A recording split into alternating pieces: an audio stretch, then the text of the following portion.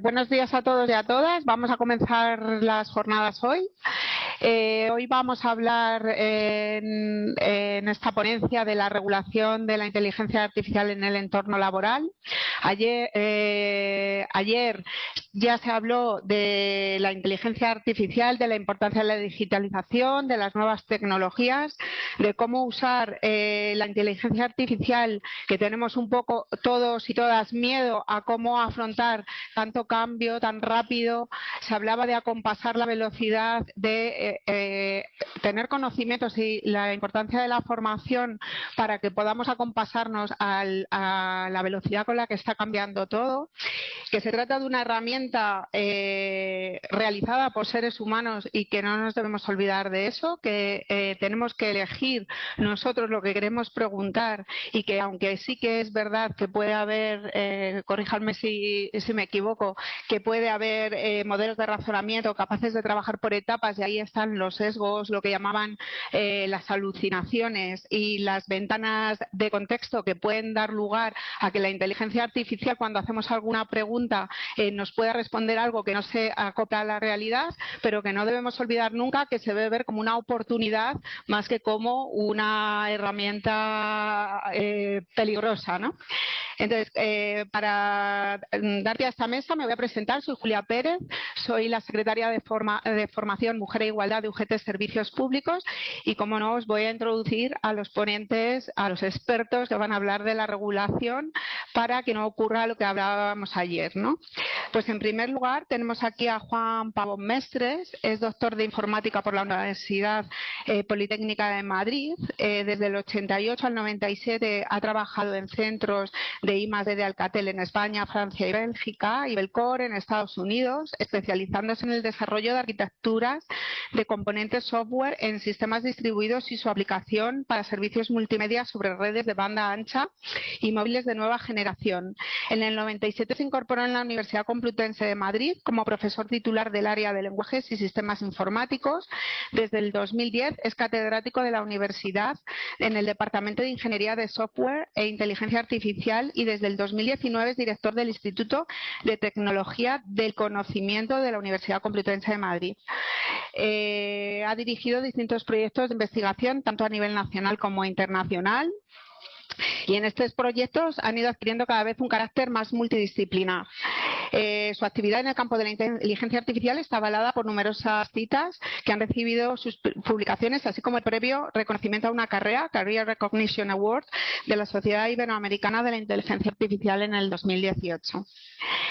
Nuestro segundo ponente, compañero de nuestra organización, es José Varela, responsable de Inteligencia Artificial y Digitalización Confederal y secretario del Gabinete Técnico Sector de Comunicaciones y Cultura. Es experto en Derecho en Inteligencia Artificial y colabora con la Confederación Europea de Sindicatos en la elaboración de normas de estandarización de la inteligencia artificial. Ha escrito más de 20 estudios relacionados con la IA, la digitalización y las nuevas tecnologías. Algunos de sus textos han sido materia de debate en libros de texto de informática de ESO. Ha escrito más de 30 artículos de opinión en diversos medios de comunicación y participa con frecuencia como ponente en seminarios y congresos relacionados a la digitalización y el futuro del trabajo. Bueno, pues como veréis, con esta experiencia yo creo que tengo poco más que decir y les doy paso para que nos sitúen en el contexto y dejemos de tener miedo a esta herramienta, que creo que es bastante importante. Muy bien, pues muchas gracias por la presentación. Y bueno, yo la verdad es que no voy a hablar de regulación, voy a hablar más en general de lo que es la inteligencia artificial. Con esto puedo pasar las diapos, ¿no? Y lo primero que vamos a hablar es esto, porque me ha comentado que sería bueno hoy tener una visión así general de qué es esto de la IA, cómo funciona esto un poco por dentro, que creo que también es importante para entender las limitaciones que luego tienen estas herramientas, los riesgos, pero bueno, también luego las oportunidades, como has estado comentando tú antes, ¿no? Entonces, y luego ya comentaré algunas cosas sobre los trabajos, de cómo puede influir esto en el mundo laboral. Entonces, la inteligencia artificial es un concepto que ha ido evolucionando, lo que es su significado, y en un principio, pues la gente que nos dedicábamos a esto, lo que nos planteábamos era lo que se comenta la paradoja de Moravec, que este es uno de los científicos del área, y entonces en un libro que se llamaba Mind Children, o sea, la mente de los niños, decía, oye, ¿cómo puede ser que tenemos unas máquinas con las que podemos hacer cálculos increíbles y una serie de computaciones muy complejas que un humano no puede hacer y sin embargo tareas muy sencillas que puede hacer cualquier niño, pues no conseguimos hacerlo? Y cuando nos ponemos a mirar qué tipos de tareas son las que nos costaba mucho implementar con la informática tradicionalmente, pues nos damos cuenta que casi todas son tareas que tienen que ver, por ejemplo, con la percepción, o sea, cómo vemos cosas, cómo oímos algo, cómo entendemos el lenguaje, cómo podemos hacer que un robot pueda andar, cómo podemos hacer que pueda simplemente llegar y abrir una puerta o coger una bombilla y no estrujarla y romperla, cosas así, ¿no? Y si nos damos cuenta, bueno, pues esto, casi todo lo que tiene que ver con estas cosas tiene que ver con una parte de lo que llamábamos nosotros reconocimiento de patrones. O sea, al final se trata de ver en el mundo cómo identificamos cosas que se repiten, ¿no? Y eso es lo que vamos a ver ahora un poquito más adelante. Entonces, una de las cosas que también me llama a mí la atención es que hoy día parece que todo es inteligencia artificial, ¿no? Por ejemplo, tenemos Google Maps. ¿Quiénes de vosotros pensáis que Google Maps es una funcionalidad hecha con inteligencia artificial? A ver, levantad la mano. Poquitas manos, ¿no? ¿Quiénes piensan que sí?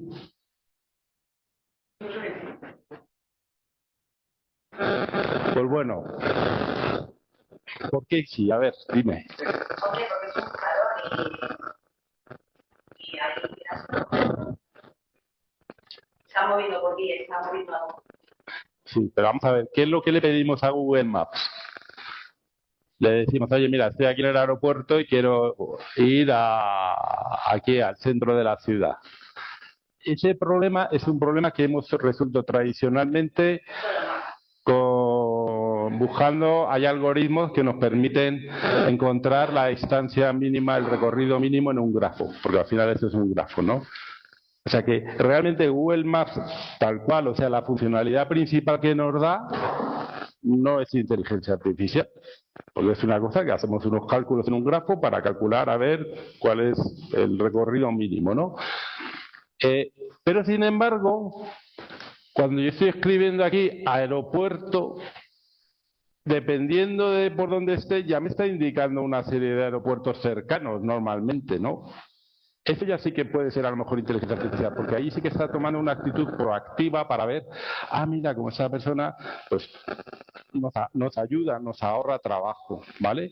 Entonces, ¿qué es lo que ocurre? Que normalmente ya hoy día en casi todas las aplicaciones que tenemos se van introduciendo funciones que tienen que ver con la inteligencia artificial. O por ejemplo, si se lo decimos hablando, pues eso también sería inteligencia artificial, ¿vale? Entonces, ¿qué es lo que ocurre? Que básicamente hoy día la inteligencia artificial es algo ubicua, invisible y también es más accesible porque la tenemos todos en los móviles estos, ¿no? Todos tenemos aquí un montón de cosas de estas, ¿no? Entonces, el tema es eso, que es que tenemos un montón de funciones que están hechas para complementar otras funciones que nos dan las aplicaciones, para hacerlo más fácil, para hacer que nuestra interacción con las máquinas, con las aplicaciones, pues sea más accesible, más fácil. Y por otra parte, decimos que es ubicuo porque está en todas partes, ¿vale? Y invisible porque por eso que no nos damos cuenta qué cosas son o qué no son, ¿vale?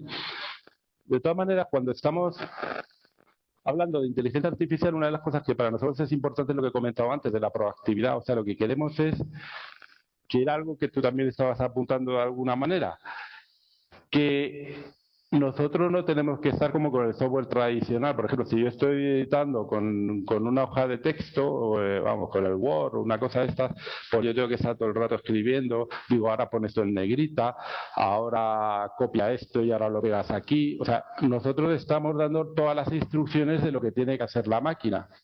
Con inteligencia artificial lo que hacemos es que delegamos a la máquina que tome las acciones, que decida qué tiene que hacer.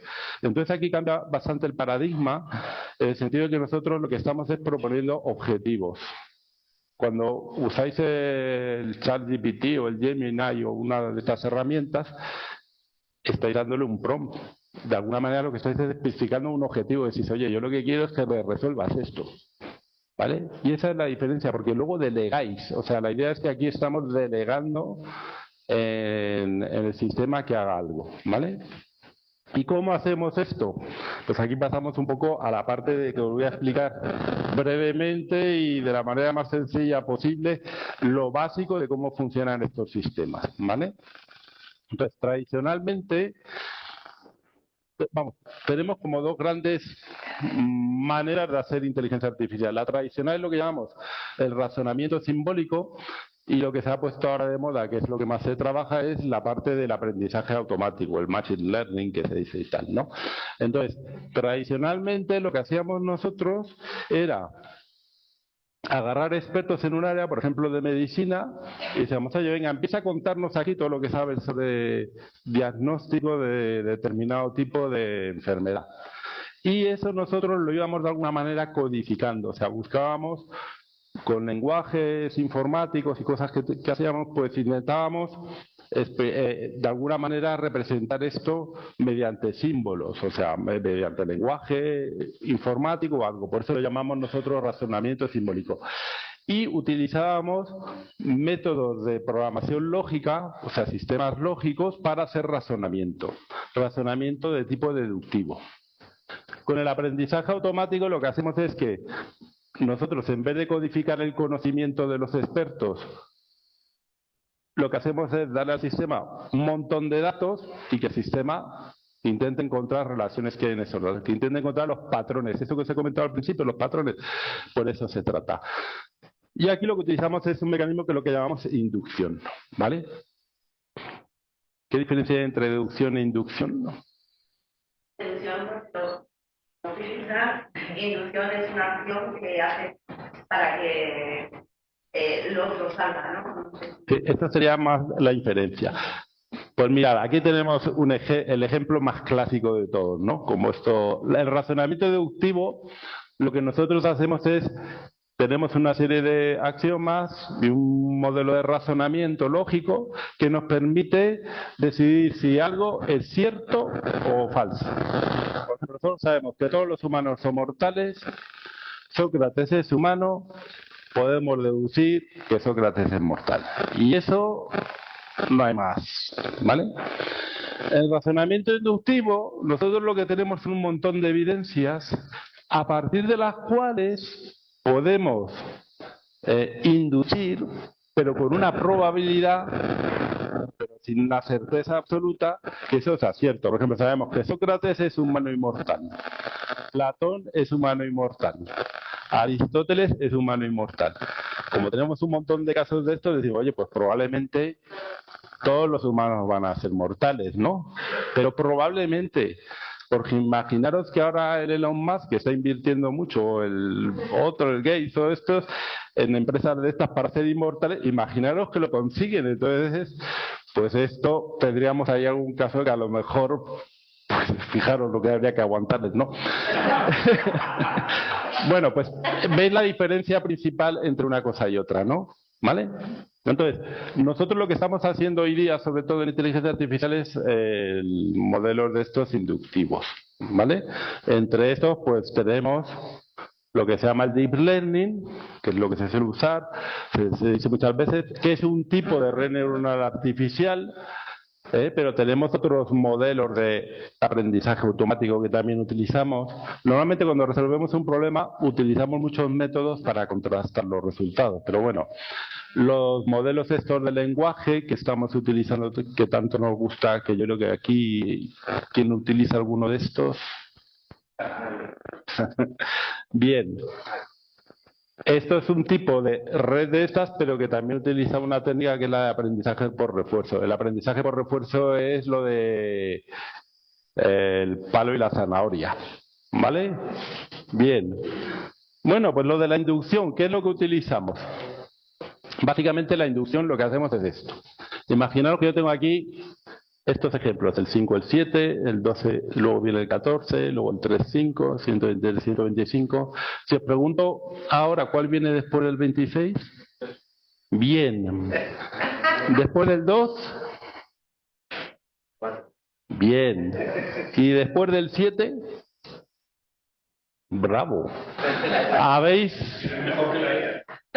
Fíjate, y rápidamente, o sea, aquí no necesitamos meter 1.000.000 de ejemplos, ¿vale? O sea que la idea es que mediante observación, o sea, tenemos datos, generalizamos. Lo que hacemos es un proceso de inducción, razonamiento inductivo para generalizar. O sea, a partir de los datos, generalizamos y extraemos como si dijéramos unas leyes, ¿vale? Aunque ya hemos dicho que eso es muy importante, que siempre tenemos la probabilidad. Nosotros cuando desarrollamos los modelos siempre miramos, oye, pues mira, tenemos ahí una serie de métricas que nos dicen esto con un 95% o con un 97%, o etcétera, ¿vale? Bien. Lo que pasa es que esto pues nunca es fácil, ¿no? Si yo pongo aquí 1, 2, 3, 5, puede ser el... ¿Quién piensa? O sea, tengo esa serie... ¿Quién piensa que sería el 7? El siguiente. ¿Eh? El último, el 9. Ah, también habéis pensado el 9. ¿Veis? A lo mejor, claro, si le meto más, imaginaos que decimos, bueno, el siguiente es el 7. ¿Cuál vendría luego? ¡Ay! Esto ha salido mal aquí. Si son los números primos, 1, 2, 3, 5, 7, el siguiente sería el 11. Pero yo puedo hacer también una suma alterna. Entonces puedo sacar el 8, puedo sacar el 10, puedo sacar muchas cosas, ¿vale? ¿Qué quiere decir esto? Yo puedo tener muchos datos. Aquí estoy teniendo más datos y me está dando más cosas. Al final el tema que tenemos aquí es que necesitamos muchos datos, ¿vale? Entonces esa es una de las cosas. Bueno, entendéis el razonamiento inductivo, eso ya ha quedado claro, ¿no? Eso es lo que utilizamos. Y sabéis eso, que siempre nos da probabilidades. Y necesitamos un montón de datos para poder al final tener algo, generalización un poco correcta. Luego, por otra parte, tenemos lo que nosotros hacemos es construir lo que llamamos modelos. O sea, nosotros entrenamos un sistema con los datos y lo que se genera es un modelo. Y ese modelo tiene una serie de características, una serie de variables que son las que permiten luego hacer unas inferencias cuando le preguntamos algo. Imaginaros que trabajamos para la banca y nos toca pues decidir si a alguien hay que darle un préstamo o no. Entonces a lo mejor pues sabemos cuál es la deuda que tiene la persona que lo va a solicitar y cuál es su salario. Y tenemos casos antiguos en algunos que vemos que pues ha funcionado cuando se le da un préstamo y en otros pues que no. Y de repente nos viene uno que está en un punto aquí, ¿no? Normalmente lo que hacemos es mirar a ver si hay más puntos verdes cerca de él, pues entonces se lo damos. Si son más puntos rojos, pues no. O sea, lo que hacemos es, de alguna manera tenemos este espacio aquí de 2 dimensiones y calculamos distancias. Y esa es la manera que tenemos de ver, ¿no? ¿Vale? Una vez que ya hemos entrenado el modelo con los datos anteriores. Lo que ocurre es que con 2 dimensiones pues se nos queda corto y a veces lo que tenemos pues son más dimensiones. Pues podemos ver si el cliente es de los buenos del banco, a lo mejor su edad, su salario, y ya vemos que vamos a tener aquí un espacio con más dimensiones. Pero es que realmente lo que tenemos son espacios con muchas dimensiones. Esta es una de las razones también porque la inteligencia artificial nos viene bien cuando tratamos problemas complejos. Por ejemplo, un médico puede diagnosticar y a lo mejor está por ahí estudiado que una persona normal, pues a lo mejor 5, 6, 7 variables las puede correlacionar, etcétera, para, por ejemplo, definir un diagnóstico. Con las máquinas es que les podemos meter el número de variables que nos dé la gana. Entonces aquí ya pues tenemos esto, con lo cual cada persona, cuando estamos en estas aplicaciones que nos van cogiendo datos y los van modelando, cada uno somos ahí un punto en un espacio de muchísimas dimensiones y esto se representa todo con números, vectores, etcétera, ¿vale? Entonces esta es otra de las cosas que quiero que veáis, o sea que al final lo que estamos es manipulando espacios de muchas dimensiones y lo que hacemos es cálculo matricial con números. Por eso hay una empresa, habéis oído hablar de Nvidia, que dicen que es la empresa que más dinero vale ahora en el mundo. Estos se dedicaban a hacer chips para videojuegos, para las pantallas, ¿vale? Y claro que es una pantalla, un montón de puntitos, y lo que hacían era pues multiplicaciones y versiones de matrices y cosas de estas. Resulta que en la inteligencia artificial hacemos exactamente las mismas operaciones que hacían falta para animar y cosas de esas. Y entonces estos se han encontrado allí, vamos, han tenido suerte. Lo que tenemos, el modelo más típico que se suele comentar es el de las redes neuronales artificiales, en concreto el Deep Learning, y lo que tenemos son un montón de como neuronas artificiales, una simplificación de lo que serían las neuronas, y las ponemos así en capas, ¿no? Y entonces cuando le pasamos una foto, estos son los gatitos que había en mi jardín, pues tenemos que cada una cosa de estas es un puntito, un píxel. Entonces, esto es la entrada. Y poco a poco la red pues va determinando, pues a lo mejor líneas, a lo mejor partes, y al final puede detectar si es una cosa u otra, un animal u otro. ¿Vale? Bueno, realmente hay muchas más capas, ¿no? Esto, por ejemplo, bueno, sí. Lo que hacemos es que cada neurona lo que tiene es una serie de entradas y estas tienen unos pesos que se combinan y nos da aquí un resultado de si es por aquí bueno o malo, etcétera. ¿Vale? El entrenamiento de la red neuronal consiste en que le pasamos imágenes, por ejemplo, y decimos, mira, te pasa aquí una imagen y este es un perro. Y si se confunde la red porque están mal los pesos estos de las neuronas, pues se transmite el error hacia atrás y se intenta arreglar esto. Entonces se le van pasando muchas imágenes etiquetadas para eso, ¿vale? Esto realmente es uno de los problemas que tenemos, es que, claro, si hay que etiquetar cada una de estas imágenes, pues a lo mejor si van ahí a la India y cogían a un montón de gente y decían, venga, a etiquetar. Pero a Google se le ocurrió una cosa fantástica. ¿Qué es esto que nos molesta todos los días? Si vosotros tenéis un sitio web y queréis autenticar gratis, los cachas os los da, dice, usad esto gratis para verificar que la gente que usa vuestro sitio web no es un robot, es una máquina. Y claro, lo que no sabemos es que Google no lo da gratis del todo, porque en el fondo estamos todos trabajando gratis para Google cada vez que hacemos esto. Hubo una época que se pusieron más de moda los de las letras, porque Google estaba digitalizando bibliotecas como la de la Complutense, la biblioteca antigua de la Complu, de los libros que tenemos aquí, eso. Ahora lo que les importa es lo de los coches autónomos, por eso nos ponen siempre los ciclistas, los semáforos y las motos y todo eso.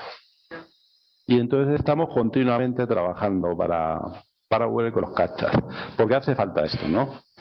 El boom de todo esto vino, había un concurso por ahí que era el de detectar lo que eran imágenes, con un conjunto de imágenes que era el Imagenet, que tenían aquí 14 millones de imágenes etiquetadas, y esto se usaba en concurso.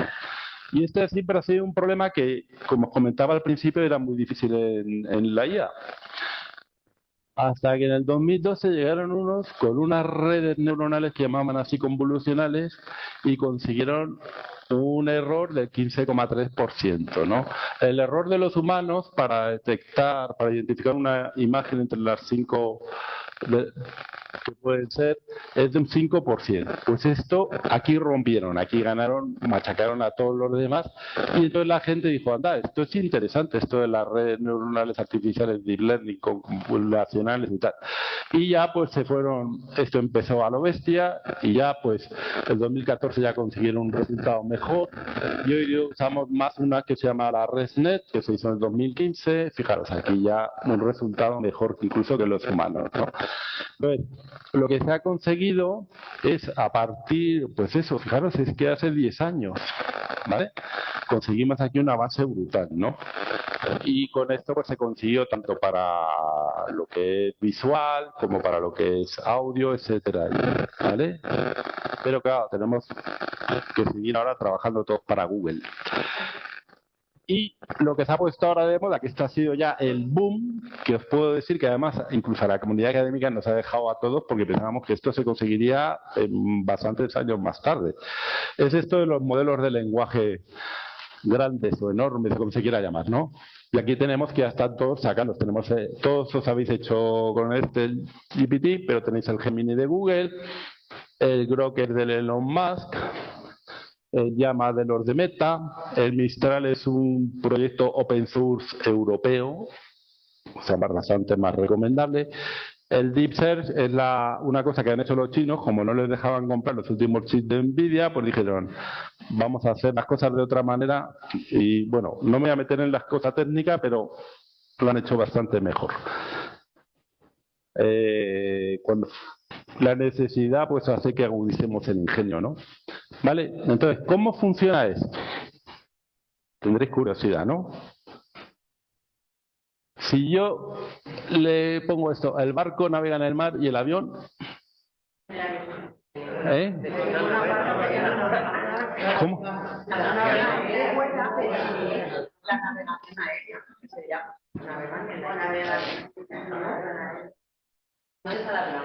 Vuela en el mar. ¿Quién se lo ocurrió esta pregunta? Sí. Hay muchas respuestas. Vuela en el aire, surca los aires, se estrella en unas torres. No sé, pueden salir muchas cosas, ¿no? ¿Cómo funciona? ¿Cómo hace? Al final, lo que hacemos es lo que hemos visto. Este es el mismo problema que se he puesto antes con los numeritos, ¿o no? Lo mismo, solo que con palabras. ¿Cómo hacemos entonces si tenemos palabras en vez de numeritos? Pues lo primero que hacemos las palabras es convertirlas en números. Entonces tenemos una cosa que es lo que llamamos tokens. Los tokens son palabras o cachos de palabras, que es lo que manejamos nosotros internamente. Y lo que hacemos primero es crear lo que se ha dicho, modelos. Lo que pasa aquí los modelos no tienen 4, 5, 20, 30 dimensiones, tienen miles de dimensiones. O sea, cada palabra en uno de estos modelos la representamos como un vector con un montón de numeritos. Miles. Y entonces con esto creamos este megaespacio. ¿Vale? Y entonces lo que hacemos es básicamente, o sea, esto se ha entrenado con textos y con todo lo que hay en la Wikipedia, con los libros, con artículos científicos, de prensa, de todo, ¿no? Y con esto hemos creado el megamodelo. ¿Vale? Y entonces, cuando queremos ver qué palabra sigue, pues buscamos qué palabra es la que está más relacionada, ¿vale? Lo que pasa es que no es tan sencillo, tan simple como eso. Lo que hacemos es, el proceso sería, esto es una simplificación, pero primero tenemos el texto. Por ejemplo, le preguntamos, ¿qué es la inteligencia artificial? Lo primero que hace el sistema es dividirlo en toques, ¿no? Pues tenemos la interrogación, ¿qué es? Así. Y cada uno de estos, en ese espacio multidimensional, tiene su vector, ¿vale? Que eso lo hacemos con lo que llamamos el embedding, ¿vale? Que es traducir las palabras estas a esos vectores así en ese espacio. Y aquí la gracia es una cosa que se inventaron los de Google hace muy poquitos años, que son lo que llamamos los transformers, que es un tipo de red neuronal que lo que hace es buscar qué palabras tienen relación en una frase, lo que llamamos el mecanismo de atención, ¿vale? Entonces, por ejemplo, si estamos con lo del vuelo pues verá que mar tiene que ver con navega y con barco, ¿no? O sea, está buscando unas relaciones, pues va a ver qué cosas hay que hacer, ¿no? Entonces, ¿qué es lo que ocurre? Que cuando yo le paso la frase, esto sería el contexto, eso que comentabas de que os habían explicado ayer. Es importante porque esto lo que hace es que en el transformer esto empieza a moverse, o sea, los puntitos que había inicialmente para nuestra pregunta empiezan a moverse para, teniendo en cuenta el contexto, porque, por ejemplo, si yo pongo banco, no es lo mismo el banco financiero que el banco del jardín. Entonces, en función del contexto, esa palabra banco se empieza a mover, a un sitio a otro, y de las otras palabras. Con lo cual, cuando ya se ha procesado todo ese texto, esto se ha quedado, este mega espacio multidimensional, se han quedado todas las palabras colocadas en otro sitio, pero empezaban de una posición inicial, se han cambiado de sitio, y entonces allí ya encuentro las relaciones que voy a utilizar. ¿Vale? Y entonces hago lo que llamamos el cálculo de logis. Básicamente lo que estoy haciendo es decir, oye, pues la siguiente palabra con probabilidad más alta es esta, la siguiente es esta. Se me da una lista ordenada de qué palabras tienen más o menos probabilidad. Y se elige luego una de ellas para la salida. ¿Vale?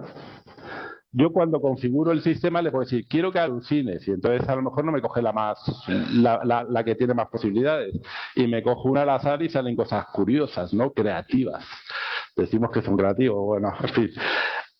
Y esa es básicamente cómo funciona esto, ¿vale? ¿Sí? ¿Se entiende? Bueno, lo que ocurre que, bueno, nosotros, aparte de esto, una cosa que es importante, bueno, aquí hay unos datos de lo que son estos sistemas, ¿no? Lo que les decía, o sea, es que estamos, que son 4.000 dimensiones, algunos tienen 1.000, otros tienen más de 10.000, etcétera, ¿vale? Con lo cual, pues bueno, y las capas, esto que os había puesto, pues fijaros, es que son millones, o sea, al final estamos aquí hablando de que necesitamos miles de millones de parámetros que hay que configurar. Por eso la capacidad computacional que se requiere es brutal. Nosotros no podemos, no tenemos los recursos, eso los tienen 4, que ese es uno de los problemas de la falta de democratización de todos estos sistemas que habría que ver, ¿no? ¿Vale? Fijaros, 1 millón de tokens son como unas 750.000 palabras, el Quijote tiene como 750.000 tokens. O sea que algunas de estas herramientas ya tienen una ventana de contexto donde podemos meter el Quijote y preguntarle lo que sea. Para que os hagáis una idea de la capacidad que tienen, ¿vale? O sea, le metemos el Quijote y ese espacio se nos coloca de otra manera, le hacemos la preguntita y nos responde algo bien relacionado. Algo importante es que no solo tenemos esto, hacemos luego una cosa que lo llamamos el fine tuning, el ajuste. O sea, estos modelos los tenemos que adaptar a las necesidades. Por ejemplo, yo tengo el modelo GPT-4, que es el modelo fundacional, o sea, el espacio y sé qué, pero luego lo tengo que adaptar para hacer los chats normales, o si lo quiero aplicar para una cosa, etcétera, ¿no? Y esta es otra de las tareas importantes. Aquí es, por ejemplo, donde podemos eliminar sesgos y trabajar con un montón de cosas de estas, ¿vale? Bien. Uy. Ahora, al final es importante entender que tenemos un ciclo. Nosotros, los informáticos aquí, que partimos cuando queremos un proyecto, pues primero lo que hacemos es intentar enterarnos de qué es lo que tiene que hacer el sistema, qué objetivos tiene el sistema, con qué recursos partimos, para quién va dedicado esto, quién lo va a utilizar, etcétera y tal. Y luego lo que tenemos es un montón de datos. Los datos es pues cosas que tenemos de sensores, tenemos temas de encuestas que hemos hecho, a las APIs o la web es cuando interrogamos en sitios para extraer información, etcétera. ¿Vale? Todo esto lo utilizamos en una primera etapa que es la que más trabajo nos da, es esto. No es entrenar el modelo y crear el modelo y todo eso. Lo que más trabajo nos da es limpiar los datos, normalizarlos. Normalizarlos es que los datos los ponemos siempre, por ejemplo, en valores entre -1 y 1 o cosas así, que es lo que nos viene bien para las redes estas que usamos, ¿no? ¿Vale? Y todo esto. Y seleccionar qué características son importantes, porque esto a veces es importante, por ejemplo, la variable de género, pero eso puede conducir a sesgos. Por ejemplo, si estamos haciendo una aplicación para ayudar a seleccionar puestos de trabajo, pues no teníamos que tenerla en cuenta, pero en algunas aplicaciones médicas, para algunos tipos de diagnósticos de algunas enfermedades, es necesario y a veces no se tiene suficiente población de determinado género y en los diagnósticos que se hacen luego pues dan problemas. O sea que seleccionar las características que vamos a querer aplicar en nuestro modelo, o sea, qué tipo de datos son necesarios, cuáles nos hacen falta, cuáles no, es muy importante. ¿Vale? Luego tenemos aquí el modelado, que utilizamos muchas técnicas, tenemos que decidir cuál es la que se usa, el entrenamiento, el ajuste fino, esto que he comentado, y los modelos se evalúan y luego ya se pone a funcionar y aquí tenemos que estar monitorizando para ver que esto funciona bien y si acaso pues volver aquí. Y bueno, aquí hay también un montón de cosas. Entonces, todo esto requiere personal muy variado para hacer todo ese tipo de trabajo. Aquí hay, hablamos de trabajo, pues aquí hay y falta. De hecho, al principio lo ponía en la primera transparencia, está el proyecto STEP, donde Yana trabaja conmigo. Un proyecto que tenemos internacional que lo que procuramos es ver cómo, sobre todo las mujeres, pues pueden meterse también en estas áreas que nos hace falta. Y os voy a explicar también por qué. Bueno, esto de los sesgos, creo que tenéis una sesión que vais a hablar de esto, así que no lo voy a comentar, que es lo que más siempre se suele hablar. Pero es importante que en los equipos de trabajo haya diversidad de género. Y este es un tema en el que estamos, ya os digo, trabajando. Y hay varios estudios que nos han demostrado la efectividad que tienen tener equipos en este sentido más diversos. Bueno, se sabe que siempre hay los típicos problemas estos de que se asocia enfermera con mujeres, ingeniero con hombres, esto pues este tipo de sesgos hay que quitarlos. Pero lo que sí que hay estudios que se han hecho de que mujeres y personas no binarias pues pueden dar experiencias sobre todo el lenguaje y la representación. Entonces nos sirve para hacer ese ajuste fino que hemos hablado de los modelos, ¿no? Fijaros, por ejemplo, los chatbots estos y asistentes de voz. Se les pone una voz femenina porque así parece que son más serviles. Cosas de este tipo, ¿no? Pues este tipo de cosas se pueden arreglar, ¿no? ¿Vale? O en los modelos de traducción automática, ¿no? Pues, por ejemplo, el tema del cómo se expresa el género, etcétera y tal, ¿vale? Entonces, en este sentido se ha visto.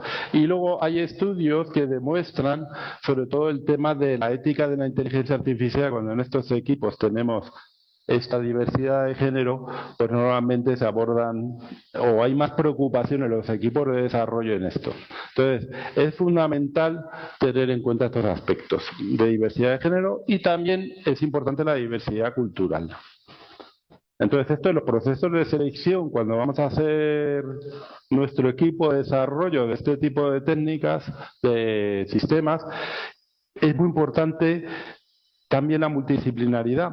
Sobre todo, es que la verdad, uno se pone a mirar todas estas fases y aquí es fundamental, sin duda. O sea, nadie va a discutir que necesitamos, y de hecho nuestro equipo de investigación precisamente es muy multidisciplinar, porque los informáticos podemos saber cómo son las soluciones, pero tenemos que partir de, por ejemplo, las observaciones, etcétera, que nos van a proporcionar la gente de sociología o de ciencias de la información, que son los que saben hacer o de trabajo social. Vamos, hablo de los que hay en nuestro equipo de investigación, son quienes se dedican a definir los problemas y a ver qué tipos de soluciones tenemos que ir definiendo, ¿vale? Pero es que luego aquí también nos hacen falta los multidisciplinares, porque si tenemos que hacer esta selección de características, los informáticos podemos decir, oye, mira, cuando yo he evaluado estos datos que me habéis pasado, aquí en el modelo me dicen que estas son las importantes, pero me vienen y me dicen, oye, Juan, pero es que te has olvidado de, por ejemplo, el género o de la edad o un montón de cosas. O por ejemplo, una de las cosas que se ha visto de sesgos es cuando se hace selección de personal, pues dependiendo del barrio donde vives, tacatá, ¿no? Pues al final la herramienta sabe, oye, este viene de un barrio chungo, ¿no?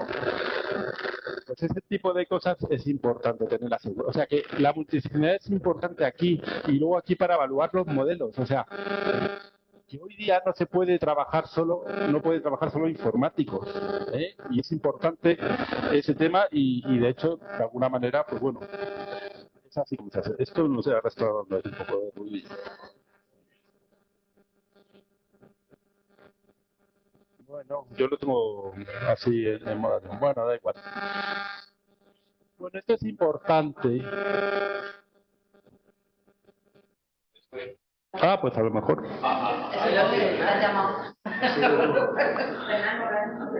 Bueno, Y luego otra cosa que hay es que la diversidad también nos ayuda a atraer talento, ¿vale? Entonces es importante. Bueno, hay una serie de cosas. Ejemplos donde se usa la diversidad, pues fijaros, precisamente en estas cosas que usamos. Son equipos súper multidisciplinares, con gente de todo el mundo.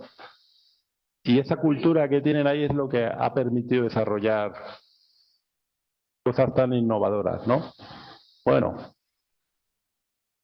Y ya para acabar, me gustaría comentar algunas cosas del impacto que he visto que puede tener el mercado laboral, aunque seguro que no soy el mayor experto en esto, ¿eh? Ah, pues yo me he alejado de mi teléfono, no es el mío. Bueno. Hace un par de días salí aquí la semana pasada.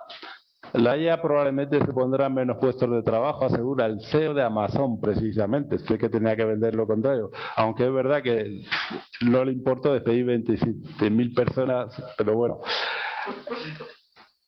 El caso es, ¿qué impacto tiene? Pues aquí hay varios estudios, ¿no? Siempre pues se suele decir que aumenta la productividad y si se aumenta la productividad pues se pueden incrementar los salarios de los trabajadores.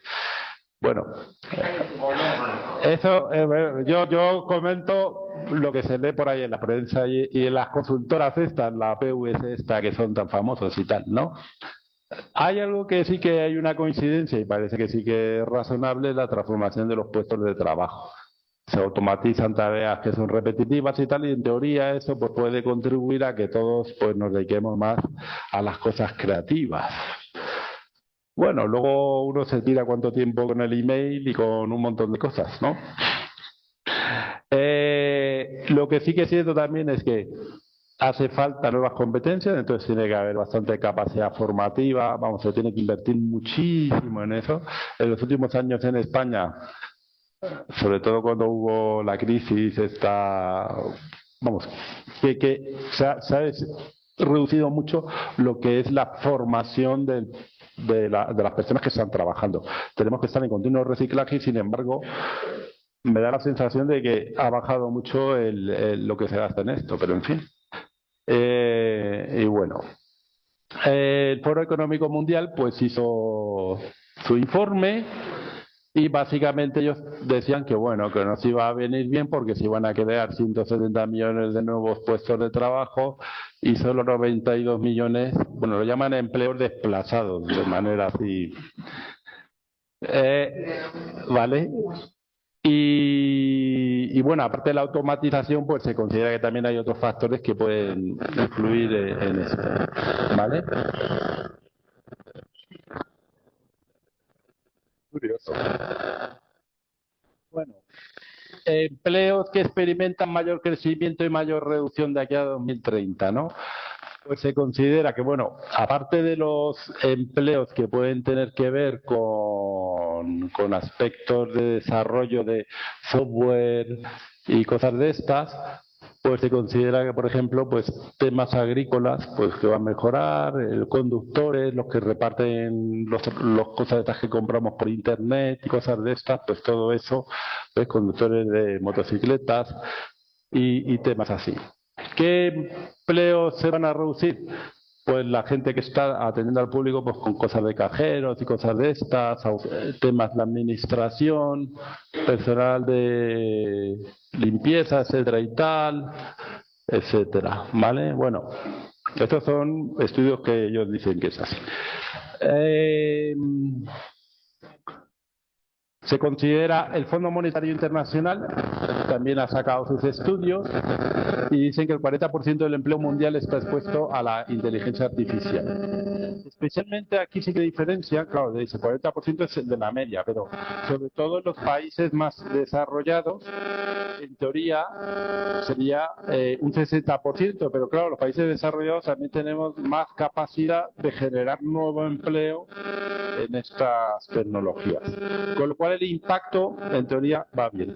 En cambio, en los países con menos recursos, pues el impacto será menor, pero sin embargo no estarán no podrán aprovechar suficientemente el desarrollo de todo esto.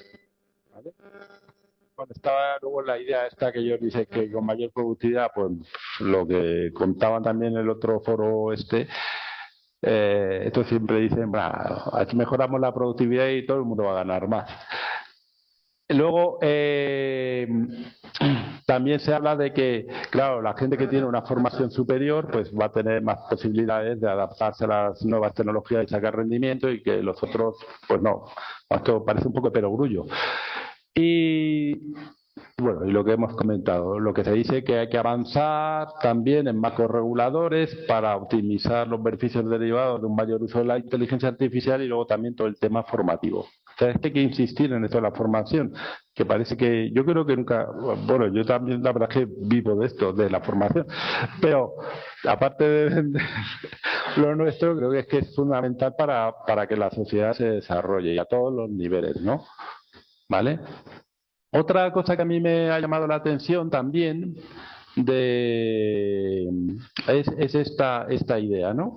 ¿Qué trabajos son los que están más expuestos a la inteligencia artificial y cuáles de ellos verdaderamente se van a ver afectados? Entonces aquí hay unos estudios que se han hecho porque se hizo un estudio del potencial de la IA para realizar funciones de un puesto de trabajo, ¿no? Y entonces se ve pues que hay ciertas tareas, por ejemplo, aquí cuanto más, pues es que hay más tareas que puede hacer la IA. Por ejemplo, cosas de telemarketing o las cosas que hacen los economistas. De hecho, están todo el día ahí en la bolsa y estas cosas especulando ya siempre todos con herramientas de estas. Pero también, por ejemplo, en el mundo del derecho, pues hay muchas de las tareas que se pueden hacer con IA. O, por ejemplo, con los temas de vuelos o los controladores aéreos, etcétera.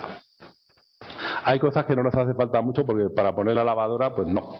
Y hay tareas como, por ejemplo, las cosas artísticas y tal, pues es difícil que la inteligencia artificial pueda hacer esto, ¿vale? Pero este índice pues no era suficiente, entonces se planteó otro índice que es lo que llaman la complementariedad, que nos dice el riesgo de que la IA sea complementaria o sustituya a los humanos en el trabajo. Entonces, aquí lo que se ve es que hay una serie de profesiones que lo que ocurre es que no nos fiamos de que la inteligencia artificial delegar en ella todo. Y por eso, aunque muchas de sus tareas, como es en estos casos, las puede realizar la inteligencia artificial, como el riesgo que hay de delegar en la inteligencia artificial es grande, pues esta gente tampoco va a estar muy amenazada. ¿Vale? O sea que tenemos aquí estos 4 cuadrantes, con lo cual, Bueno, ya, sí. Pero yo, por ejemplo, nosotros hemos trabajado con Boeing y una de las cosas que nos decían es que, bueno, que un avión puede hacerlo todo absolutamente. Bueno, y de hecho ahora se usan en las guerras los drones estos, ¿no? O sea, los aviones se podían llevar perfectamente sin pilotos ni nada, y el control aéreo, yo tengo amigos también que han trabajado, colegas, en temas de control aéreo, y se podía hacer mucho mejor si los controladores aéreos, o sea, pero queremos que sean personas las que estén allí, ¿vale? Por el riesgo que tiene, si es que un fallo ahí, pues eso, ¿no? Entonces, bueno, tener en cuenta todo esto, ¿no? Que a mí me parece que esto es interesante tenerlo en cuenta a la hora de analizar cómo puede evolucionar el uso de estas cosas. Bueno, el impacto de la IA generativa, lo que se ha visto es que es mayor que el que tenían otras técnicas en determinadas profesiones, especialmente aquellas que tienen que ver con temas de toma de decisiones y gestión de datos. En otras, pues no se ve tanto, ¿vale? De hecho, pues el director de agencia de banco va a perder gran parte de su funcionalidad en lo que respecta a determinar qué se le recomienda a un cliente, si se le acepta el crédito o no y tal. Yo creo que va a estar ahí más, buscarán gente con perfil de pushing ball, ¿no? Para que cuando vaya, porque él tendrá que decir lo que diga la herramienta y estar allí para dar la cara al público, ¿no? Y también, bueno, Microsoft y LinkedIn hicieron unos estudios también para ver el impacto que puede tener esto. Y una de las cosas que es curioso de todo esto es que en las empresas en general, los empleados son los que están empezando a ver que estas herramientas son útiles, todo el mundo se está familiarizando y empieza a utilizarlas.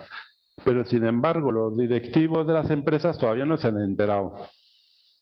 para qué puede usarse esto, o no han definido claramente unas estrategias de cómo puede ser la aplicación de estas técnicas. Y además lo que van a hacer en muchas empresas es ir a las consultoras típicas y decirles, oye, hazme el informe de cómo se tiene que hacer esto, ¿no? O sea que realmente van a delegar en terceros que decidan cómo hacer la estrategia de sus empresas para usar esto. Entonces, de alguna manera lo que han visto es que la transformación es un cambio más impulsado desde abajo, con una urgencia que va más allá de la planificación a largo plazo.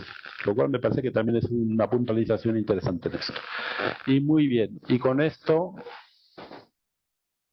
pues acabo, ¿vale? Muchas gracias.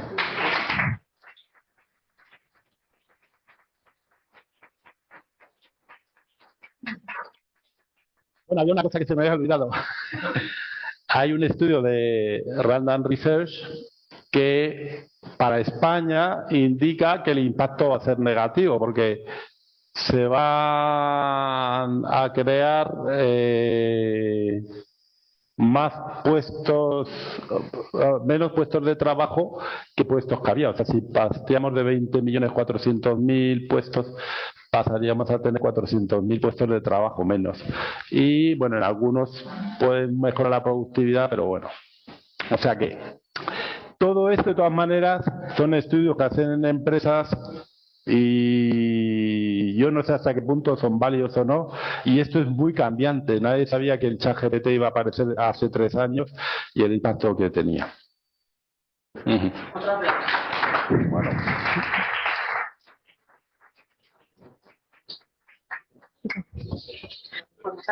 Pues pregunta si queréis.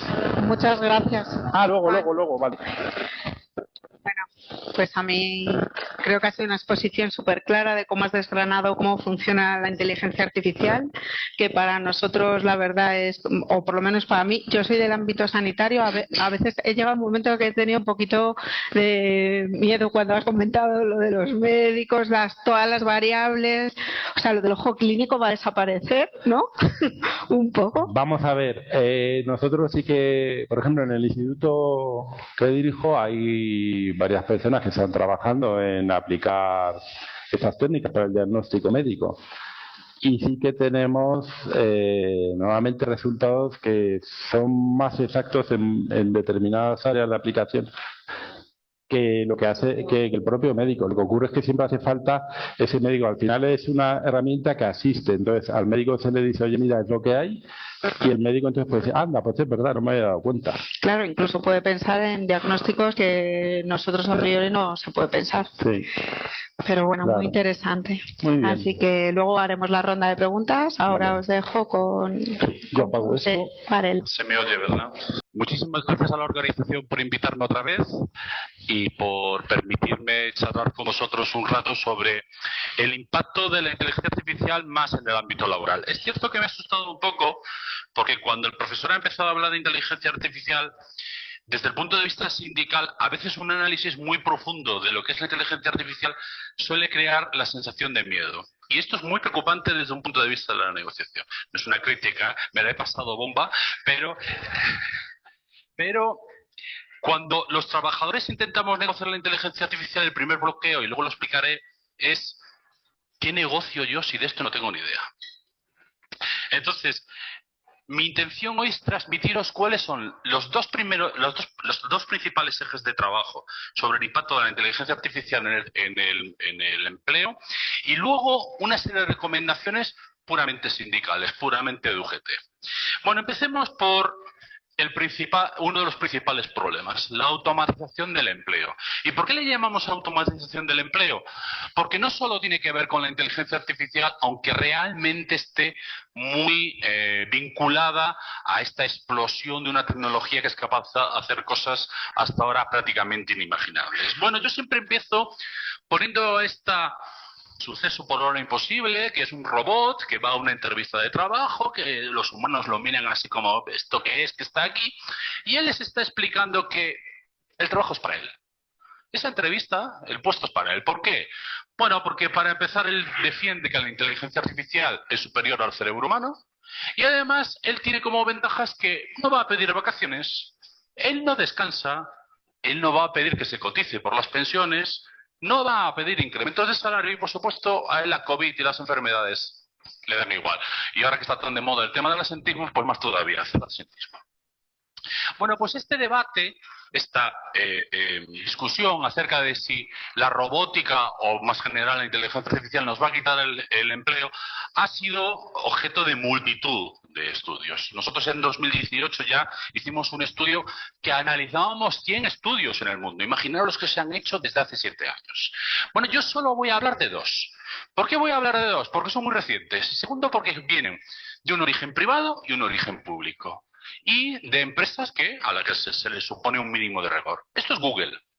Esto fue en mayo de 2024, yo estuve en la presentación de este estudio y básicamente lo que decían es que un 6% del empleo en aquel momento, es decir, 1,3 millones de puestos de trabajo quedarían desplazados. En inglés incluso muchas traducciones dicen dislocados. O sea, imaginaros vuestro tobillo girado. Bueno, pues eso es perder el trabajo. Fijaros, esto, cuando se dijo, produjo entre todos los asistentes una sensación de alivio. Uy, solo son 1,3. Ahora analizaremos. Primera fuente, reciente, Google. Segunda fuente, la OIT, la Organización Internacional del Trabajo. Creo que además es una fuente que no debería causarnos a nadie ningún problema sobre su rigor. Porque no solo hay sindicatos allí, hay gobiernos y hay patronales y empresas. Por lo tanto, sus conclusiones deberían ser asumidas como algo que deberíamos tomar como algo cierto o cercano a la realidad. Bueno, pues lo que dice es que para casos como el de España, aproximadamente un 6,3% de los puestos de trabajo estarían en una alta y constante exposición a la IA. Fijaros, exposición significa que puede hacer vuestro trabajo. ¿Vale? Es la traducción más simple que puede hacer. Bueno, pues esto, curiosamente, salen 1,3 millones de puestos de trabajo. Fijaros, en menos de un año, 2 grandes organizaciones privadas y públicas, internacionales y también hechas estudios por España, coinciden en una cifra, 1,3 millones. Además, las dos vienen a decir que aproximadamente es unos 1,3 millones de puestos de trabajo, 970.000 serían de mujeres. ¿Por qué? Porque los puestos de trabajo relacionados con la administración, el telemarketing y la contabilidad tienen una alta preponderancia femenina y por lo tanto serían mucho más afectados. Bueno, ese alivio que tenía la gente allí en Google, yo lo intenté traducir en cifras. Y básicamente esta es la conclusión. Si hacemos que 1,3 millones de puestos de trabajo desaparezcan con los 21 millones de cotizantes que hay ahora mismo, te sale más o menos que la tasa de paro se pone el 19%, con un incremento casi del 8%, y nos pone en cifras de la gran recesión de 2011 o de las crisis petroleras de los 90. Es decir, nos coloca en uno de los peores momentos económicos de nuestra historia. Y hay gente que se sintió aliviada cuando dijeron 1,3 millones. Y esto es importante porque esta sensación la tenemos nosotros. No la tienen ni los empresarios, ni los economistas, ni por supuesto los gobiernos. Voy a seguir un poco más. Yo creo que deberíamos empezar ya a superar el efecto halo, efecto impresión de la inteligencia artificial generativa. Es decir, esto de que nosotros nos comunicábamos con estos chatbots y eran capaces de resumirnos documentos o incluso ayudarnos a ver los comunicados, que lo hacemos, a crear imágenes que nos vienen muy bien para ciertas...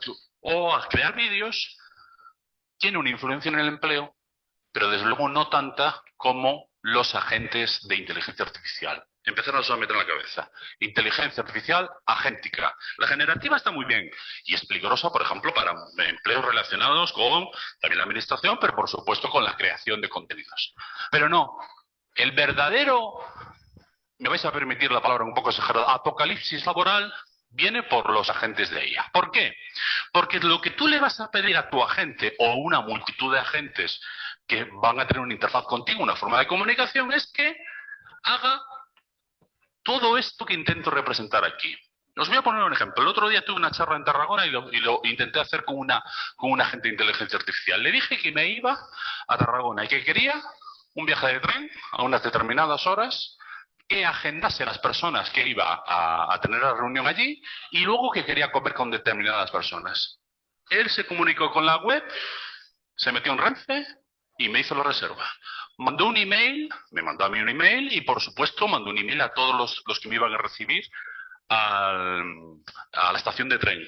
Me lo puso en el calendario, rellenó un formulario de acceso a aquel congreso. Lo metió en mi base de datos privada y además mandó mensajes por Teams a todas las personas con las que me iba a ver. Y yo no hice nada. Funcionó casi todo. Prácticamente todo. ¿Esto ya está en el mundo real? Pues mira si está en el mundo real. Os voy a poner solo 3 ejemplos. 3 grandes empresas de 3 sectores absolutamente diferentes. Wells Fargo, que es un banco, Estée Lauder, que sabéis que se dedica a productos de moda, y Holland American Line, que es de una naviera de cruceros de recreo. Bueno, pues todas han empezado a implementar agentes de inteligencia artificial que son capaces de hacer trabajos que antes llevaban horas en segundos. De hecho, en la última métrica que hay sobre el potencial de trabajo de las últimas versiones de ChatGPT y de Gemini, dice que son capaces ya de hacer 4 horas seguidas de trabajo humano. 4 horas seguidas. Imaginad lo que a vosotros os lleva 4 horas de mecanización de datos, de abrir un documento, de escanear. Todo lo que os podéis imaginar, vuestras aplicaciones corporativas, esa que os metéis y es muy rara porque todavía tiene una interfaz de los años 90. Todo eso es capaz de hacer la inteligencia artificial. ¿En qué punto estamos? Este informe es de KPMG de la semana pasada. Bueno, pues lo que viene a decir es que la intención de implementar agentes de inteligencia artificial en el próximo año se triplica en determinadas tareas. Es decir, las empresas están viendo que hay un retorno de la inversión, que si invierten eso les ahorra costes y les gana en eficacia, y están, por ejemplo, en agentes de inteligencia artificial relacionados con la relación al cliente o en tareas administrativas, van a triplicar su inversión al respecto. Esto está aquí y si no lo habéis visto, os va a caer antes o después. ¿Cuál es el objetivo? Bueno, pues yo lo voy a ejemplarizar en 2 noticias. Una de abril de este año. Una startup que lo que quiere es sustituirnos a todos. Y está levantando millones de dólares para diseñar tecnología que sea capaz de vender a sus clientes. ¿Cuántos trabajadores tienes? Nosotros podemos hacer de forma automatizada todo su trabajo. Y la otra, que no sé si lo habéis visto, este artículo del diario de la semana pasada, que básicamente es que se está empezando a utilizar una cosa que se llama mano de obra digital. Un eufemismo para decir que el trabajo que ahora hacíamos nosotros lo hacen ya las inteligencias artificiales. Esto es una amenaza que la estamos viendo venir y no sé si estamos haciendo todo lo que deberíamos. Hablaremos de eso al final.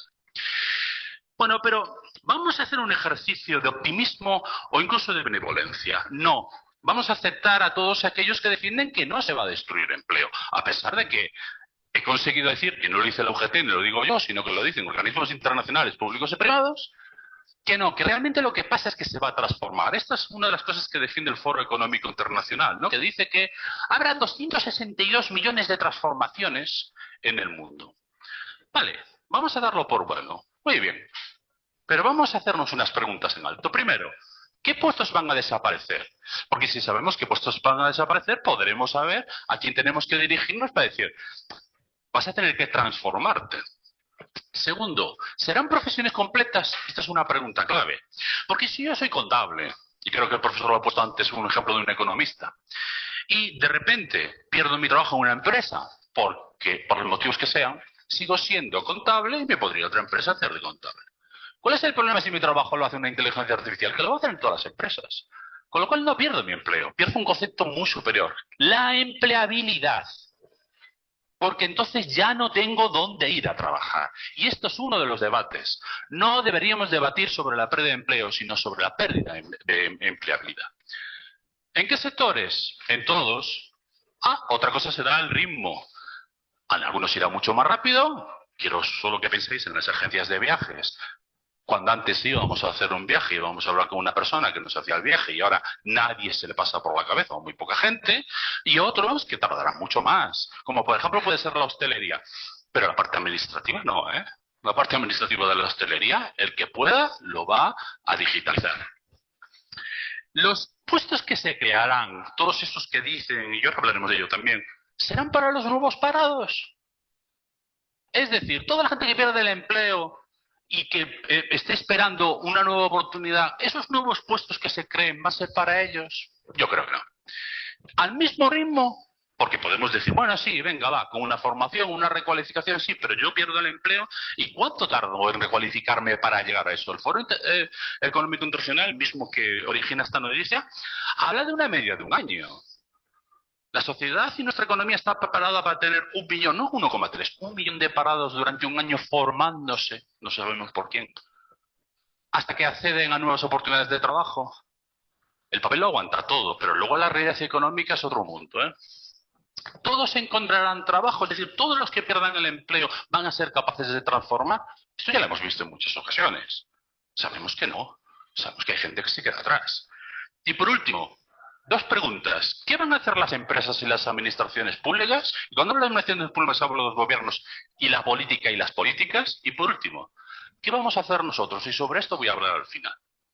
Pero nosotros somos una parte integral. ¿Por qué esto que estamos hablando lo habéis oído por ahí? ¿A que no? Pues es un debate que lo tiene que sacar el sindicato, porque o lo saca el sindicato o no lo saca nadie. Y si lo sacamos tarde, igual nos comen la tostada. Cuando yo hago estas presentaciones, porque hay gente masoquista en el mundo que me llama incluso de patronales a que les explique esto, siempre me utilizan 2 argumentos. Y yo siempre los pongo en mis PPTs porque, entre comillas, no me gusta perder mucho el tiempo en responder a las mismas preguntas. Entonces yo les respondo por antelación. La tecnología no ha destruido empleo en términos netos en la historia. Esto es del Economista. Y esto es algo que me dicen constantemente. No te preocupes, porque hemos tenido muchas revoluciones industriales. Algunos ya dicen que vamos por la sexta. Yo creo que hay gente que no sabe contar bien. Pero la cuestión es, no te preocupes que si luego al final las sociedades más ricas, las innovaciones son capaces de transformar la sociedad, vivimos mejor que hace 100 años y toda esa historia. Eso es incuestionable. ¿Quién puede cuestionar que vivimos mejor que hace 100 años?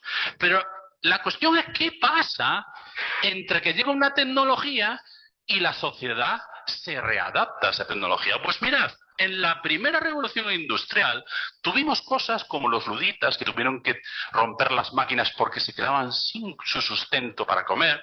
Tuvimos el manifiesto comunista al final. Tuvimos en la segunda revolución industrial movimientos sociales y sindicales terribles. ¿Por qué? Porque en las transiciones la gente se quedaba sin empleo. A nosotros no nos interesa todavía el final, nos interesa el durante. Y cada vez que alguien nos diga, no, es que al final, muy bien, te lo acepto, pero ¿por qué no hablamos ahora del durante y cambiamos el debate? La segunda es cosas de este tipo. Cuando llega una consultora y dice, no os preocupéis, porque todos vais a pasar a nuevos puestos de trabajo de mayor nivel. Directivos de primera línea. Yo no sé cómo los directivos dicen que los van a sustituir por otros directivos, pero bueno, quitando que igual la traducción es un pelín regulera, me voy a estos nuevos puestos de trabajo. Podremos ser data curators, esto es lo que ha comentado antes el profesor, limpieza de datos, especialistas en ética y formadores de algoritmos. Con todos mis respetos, una persona que tenga que hacer una limpieza de la base de datos que estaba comentando su profesor no puede ser uno cualquiera que se haya hecho un cursito. Tiene que ser alguien especializado en el tema, que sepa de estructuras de datos y que sepa perfectamente lo que está haciendo, porque si no se carga todo el modelo. Pero especialistas en ética, ¿pero quién se hace especialista en ética de la noche a la mañana? Es decir, yo soy administrativo de una empresa y de repente me hago especialista en ética. He hecho filosofía, derecho. O sea, salgo por la puerta de contable y entro diciendo, esperad que os voy a decir cómo que hay que hacer este modelo de inteligencia artificial. Esto es frívolo. Y nos intentan convencer con este tipo de mensajes para que no entremos al fondo del asunto. Pero sobre todo, ¿cómo vamos a hacer esa traslación si tenemos esto? Esta es una radiografía de la fuerza de trabajo española. Todavía hoy, un 9% de las personas que tienen empleo no saben enviar un correo electrónico. ¿Cómo carajo va a ser un formador de algoritmos? Y hasta un 20% de los desempleados no sabe enviar un correo electrónico. Pero si subes un poco más por la escala de tecnologías, te das cuenta que 1 de cada 4 desempleados no sabe hacer una videollamada. ¿Cómo vas a saber utilizar la inteligencia artificial? ¿Cómo vamos a llegar a ese punto de transformación si lo que tenemos es esto? Pero, incluso teniendo esto, si formamos, vale. Pero es que solo 3 de cada 10 empresas de Madrid proporcionan actividades de formación digital a sus empleados. Solo 3 de cada 10. Miradlo al revés. El 70% no da un curso de nada relacionado con la tecnología a ninguno de sus empleados. Y ya no te digo nada, las pequeñas empresas que están en el 97% que no dan formación. ¿Cómo vamos a transformarnos con esta base y con esta nula disposición a formar a los empleados? Esa transformación, si no se acompaña de este tipo de medidas, es un cuento chino. Lo que nos están invitando es: fórmate que vas a encontrar trabajo. Sí, pero me lo tengo que pagar yo. Y además en que me formo, porque esa es otra.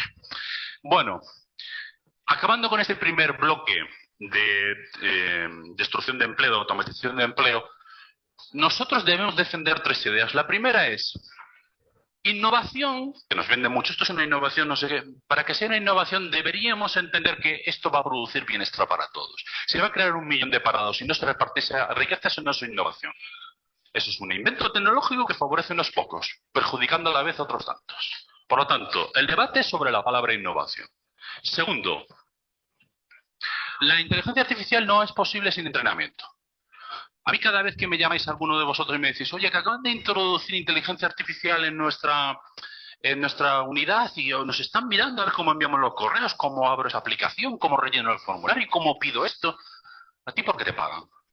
A ti te pagan tu salario por hacer tu trabajo, no por entrenar inteligencia artificial. Eso es un dividendo productivo que le va a generar una mayor productividad a la empresa y a la vez le va a generar a la empresa más beneficios. Pues eso hay que repartirlo. Tenemos que hablar del concepto de plusvalía digital. Si hay riqueza en la sociedad, que se reparte equitativamente. Y si yo entreno a la inteligencia artificial, yo quiero una parte. Y por supuesto, si me quita el puesto de trabajo, algo tendrá que ir a la sociedad de vuelta.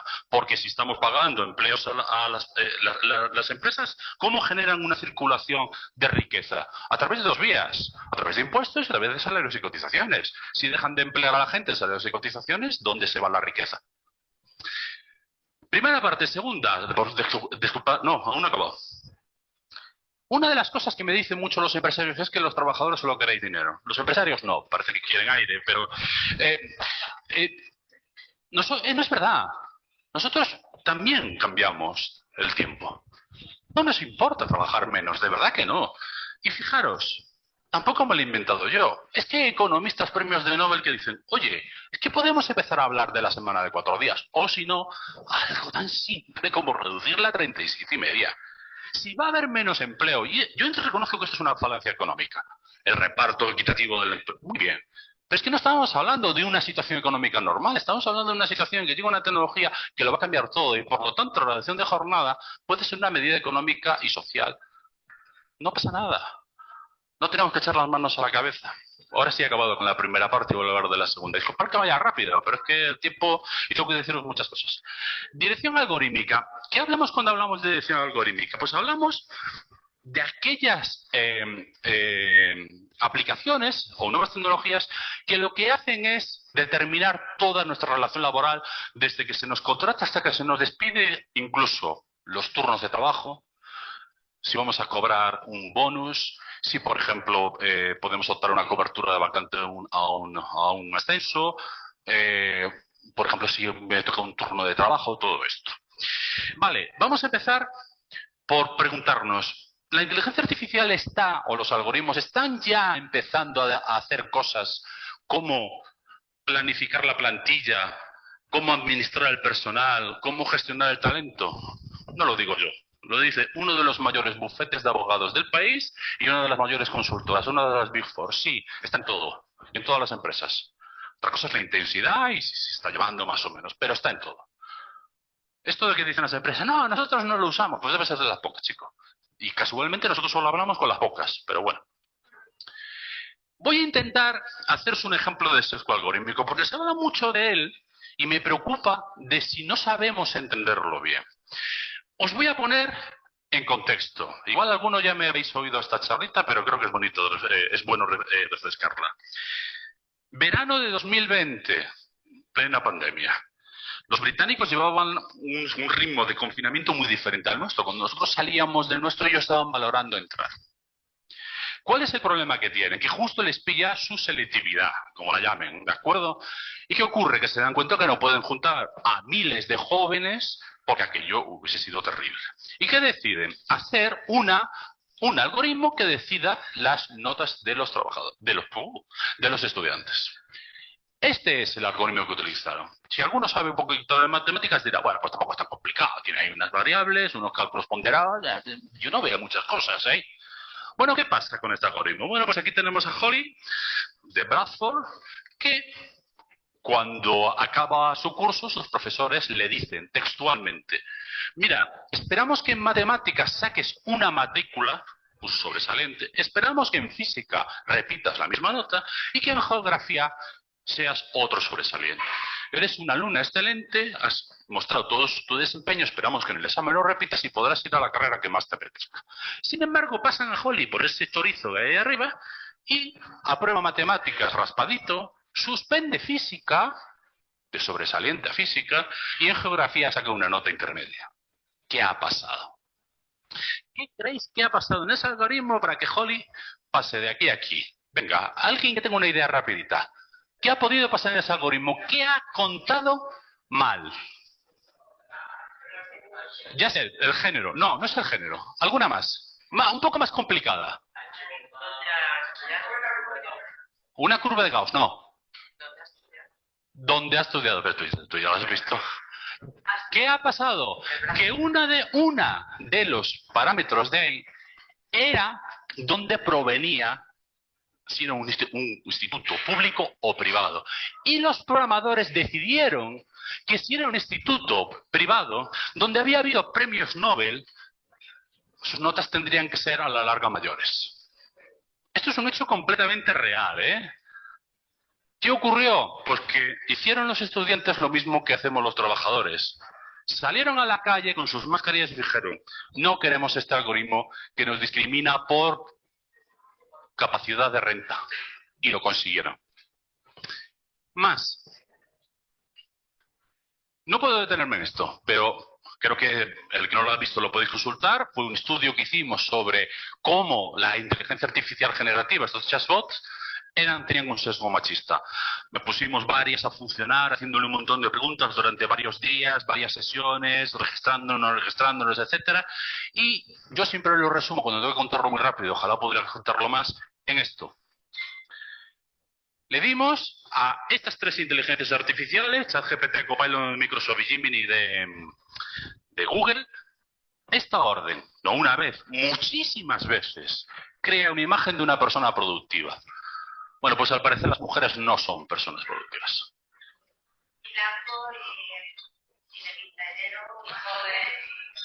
Por supuesto.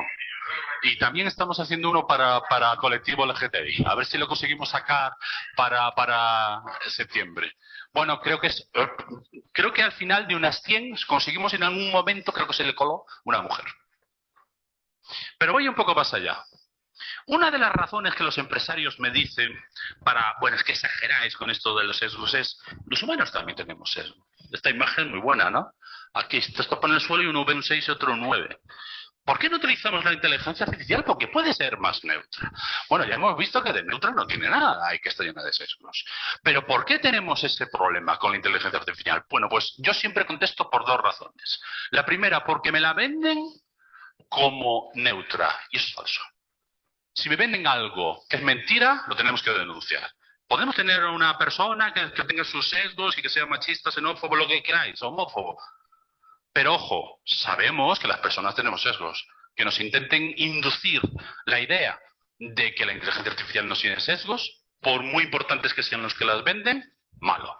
Y lo segundo, ¿quién es el responsable? Ya hemos tenido algún caso de alguna decisión, especialmente, por ejemplo, en Holanda y cosas por el estilo, de decisiones sociales sobre inteligencia artificial, y cuando se detecta que eso está tomando unas decisiones sesgadas, ¿quién es el responsable? Pues mira, te empieza el que ha tomado la decisión.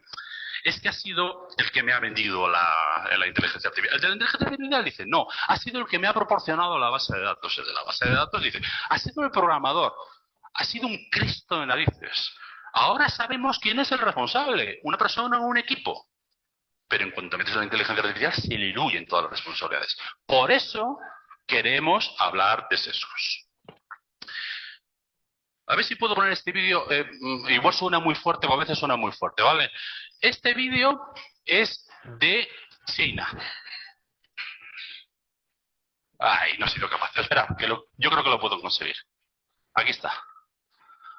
Vale, mira, no se oye, mejor. ¿Veis esta chica con un recuadro verde y ahora se ha puesto en rojo? ¿Lo veis? ¿Sabéis estos símbolos que significan de aquí abajo? Que le está quitando el salario. El salario. Le está descontando el salario por levantarse y ir a hablar de no sé qué. A mí me da igual, porque algunos me dicen, bueno, eso tiene pinta de ser artificial y no sé qué, se veía arriba también unos mensajes y no sé qué. Le digo, bueno, pero la tecnología ya está aquí. Sí, por supuesto, una persona que se levante. Lo único que no se lo permite es la regulación española. En China se permite. Por lo tanto, aquí no solo es el potencial de la tecnología, sino la regulación. Pero esto, que parece un pelín distópico, no tanto, ¿cómo se traduce en el día a día? Bueno, pues esta es una web española, no me he ido a Estados Unidos, que te dice que hace todo esto. Es capaz de controlar todas las pulsaciones de teclas que hacéis, captura la pantalla de vez en cuando para ver si estáis durmiendo despiertos, os lee el correo electrónico, los archivos, las conversaciones y os mira si estáis trabajando todo el rato.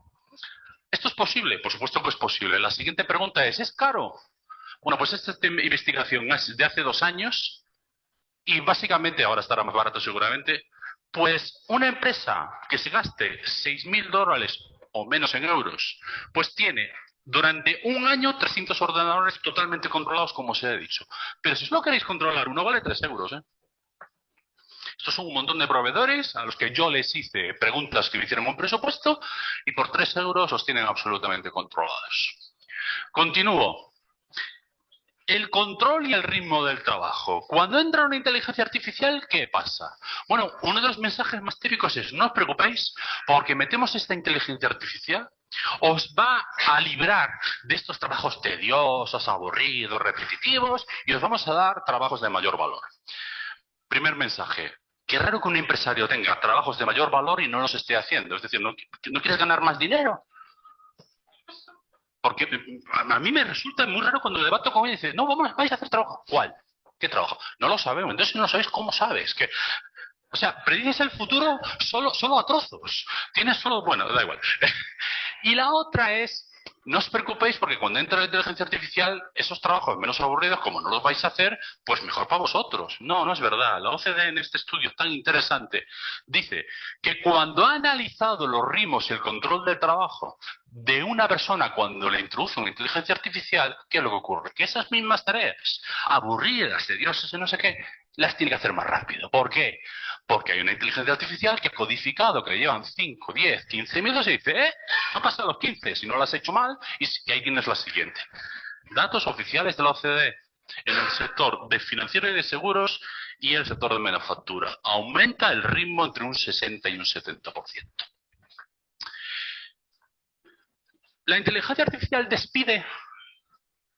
Bueno, hemos tenido casos, por ejemplo, en Portugal, en Albania ha habido alguno, y decíamos, bueno, en España no sabemos. Pero hace 2 domingos salió esta noticia en La Expansión.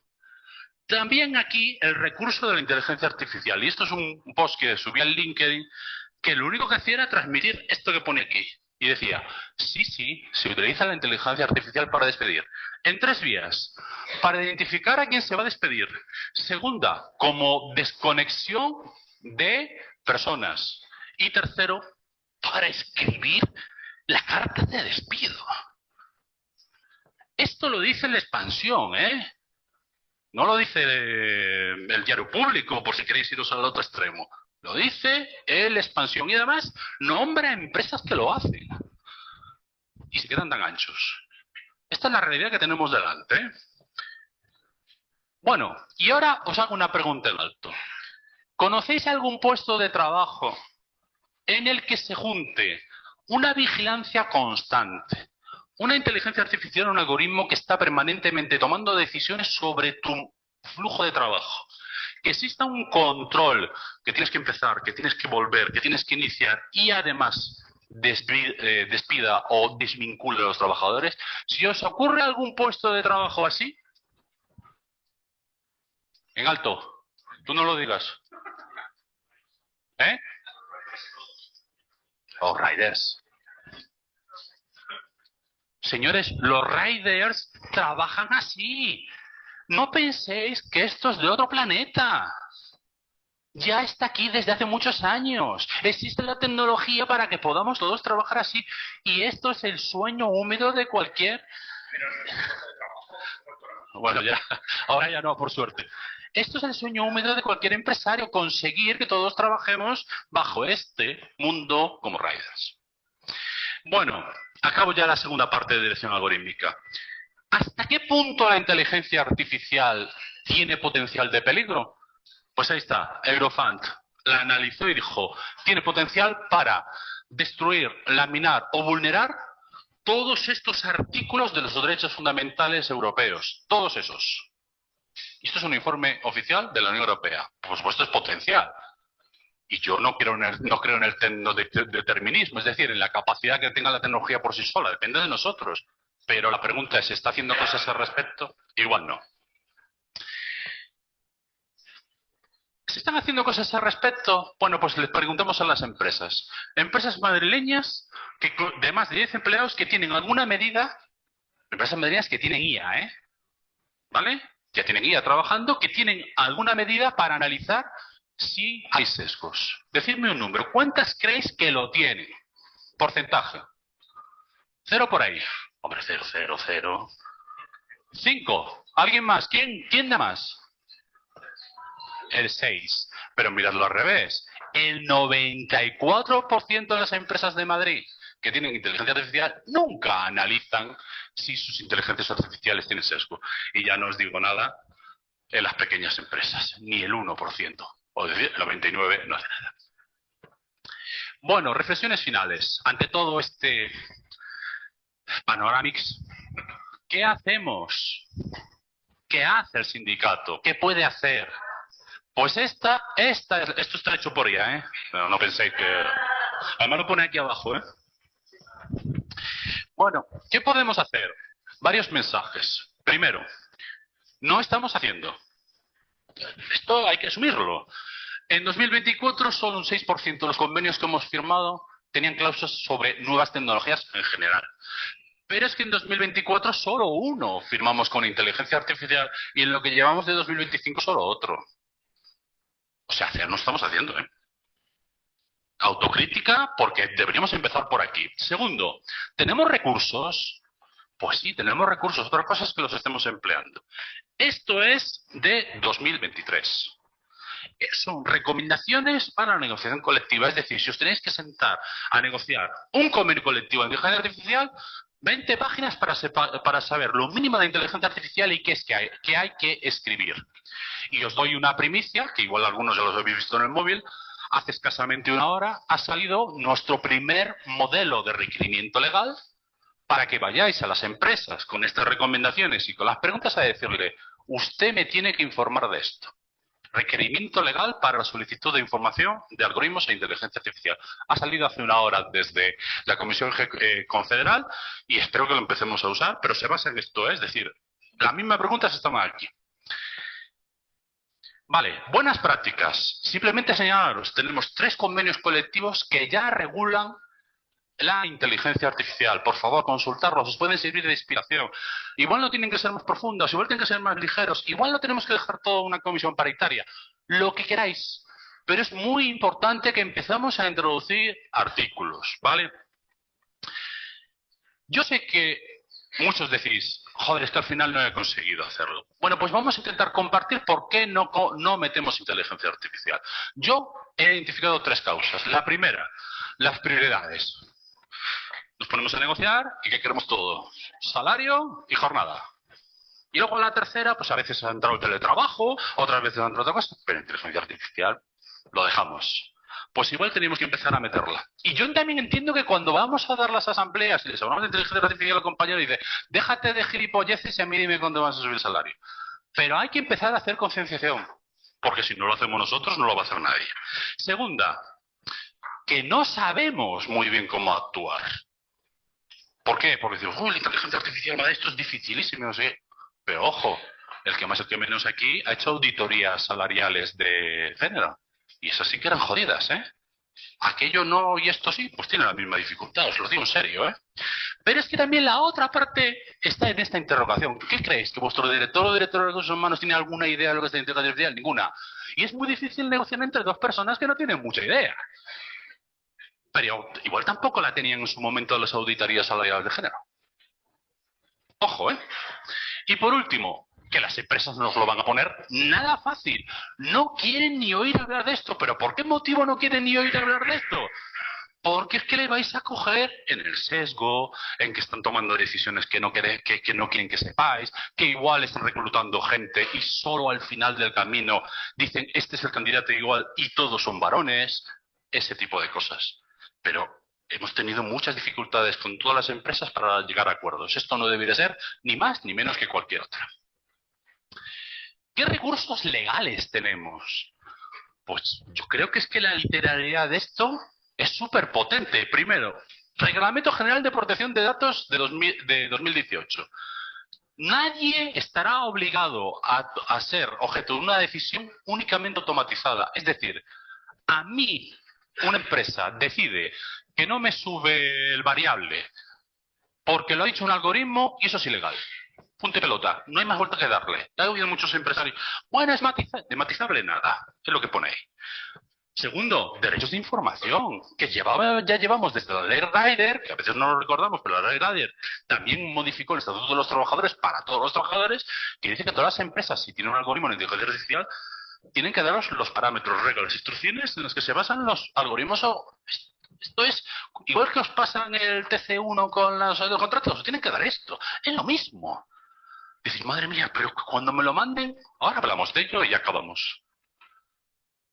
Por cierto, ya ha caído la primera multa a Amazon por no hacer esto. Y hay una sentencia de la Audiencia Nacional de hace 2 días en una empresa de telemarketing que le han caído 7.000 euros también por no proporcionarlo. Esto va en cascada. Y lo único que me preocupa es que esta demanda no la hayamos puesto nosotros. Pero bueno. Y la gran bomba atómica. El Reglamento Europeo de Inteligencia Artificial, que entrará el 2 de agosto de 2026. Os pido, por favor, que os metéis esto en la cabeza. 2 de agosto de 2026, el Reglamento Europeo de Inteligencia Artificial despliega todos sus efectos en las relaciones laborales. ¿Y cómo los despliega? Las empresas van a tener que cumplir con todo esto. Esto, solo hablar de esto, son casi 2 horas de charla y un poco farragosa porque es texto legal. Pero yo quiero que os quedéis con esas 4 que están destacadas. Las empresas os van a tener que proporcionar su evaluación de impacto sobre la inteligencia artificial. Es cómo va a impactar a los trabajadores. Y no vale, bueno, ya lo veremos. No, lo tienes que hacer antes de ponerlo en servicio. Si ya lo tienes en servicio, me tienes que proporcionar el 2 de agosto. ¿Esto va a hacer desaparecer empleos? ¿Esto está tomando decisiones injustas? La segunda, va a haber un supervisor humano y no es el supervisor del clic. Aquí viene clic, aquí viene... No. Va a tener la capacidad, y así lo dice el textual de la ley, de incluso parar la inteligencia artificial si no está seguro de que funciona. Va a tener la capacidad de explicarle a un tercero cómo funciona. Va a ser una persona preparada y lo suficientemente dotada para tomar decisiones sobre la inteligencia artificial que toma decisiones. Transparencia y comunicación. Y por último, un dato muy importante, va a tener que certificar que los datos de entrenamiento están perfectamente equilibrados. Esto no es ninguna broma. Y las empresas saben que la mayoría de las inteligencias artificiales que tienen en servicio no cumplen con nada de esto. Y las multas son de un 7% de la facturación o 35 millones de euros. Eso es una multa decisoria, no son los 7.000 de Amazon. ¿Vale? Más recursos, por si os queréis leer. Hemos editado un documento que os intenta explicar qué es la inteligencia artificial. De hecho, le llamamos una mirada accesible. Lo que os intentamos es leerlo para que podáis entender lo mínimo. Y la Directiva Europea de Trabajo en Plataformas.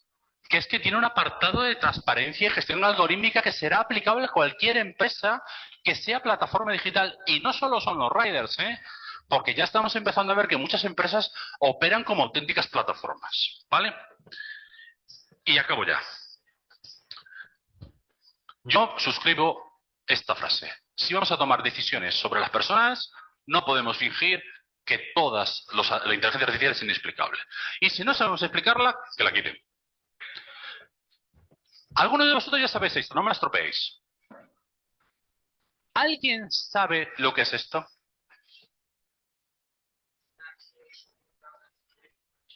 Es química orgánica, pero ¿qué representa? Pero lo veis así, joder, qué complicado es esto, ¿no? Bueno, pues es ibuprofeno. Y os lo tomáis, ¿verdad? Es así de complicado, pero os lo tomáis. ¿Por qué? Porque tenéis un prospecto. Porque lo leéis, porque sois consecuentes, porque alguien ha vigilado que esa química tiene unos efectos positivos y dañinos y os informa de lo que debéis hacer con ella o no. ¿No podemos hacer lo mismo con la inteligencia artificial? Estoy totalmente seguro que sí.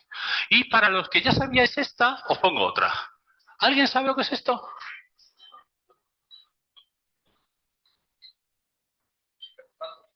Un termostato. Joder, para el termostato, pero podría serlo, sí. Es el diagrama de un coche eléctrico. Y ya que los conducís, ¿qué necesitáis? Un carné. Pues lo mismo necesitan los trabajadores para manejar IA o ser manejados por ella. Información. Formación. Sacarse un carné. Última reflexión. Utilicemos el cerebro humano, aunque estos sean de inteligencia artificial.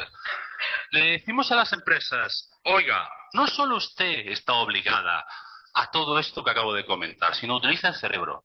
Porque lo que nos dicen los datos oficiales es que cuando una inteligencia artificial es negociada con los trabajadores, aumenta la productividad, aumenta la satisfacción de las personas, aumenta la gestión, mejora la gestión y aumenta la seguridad de salud. Es decir, una inteligencia artificial forzada es mala.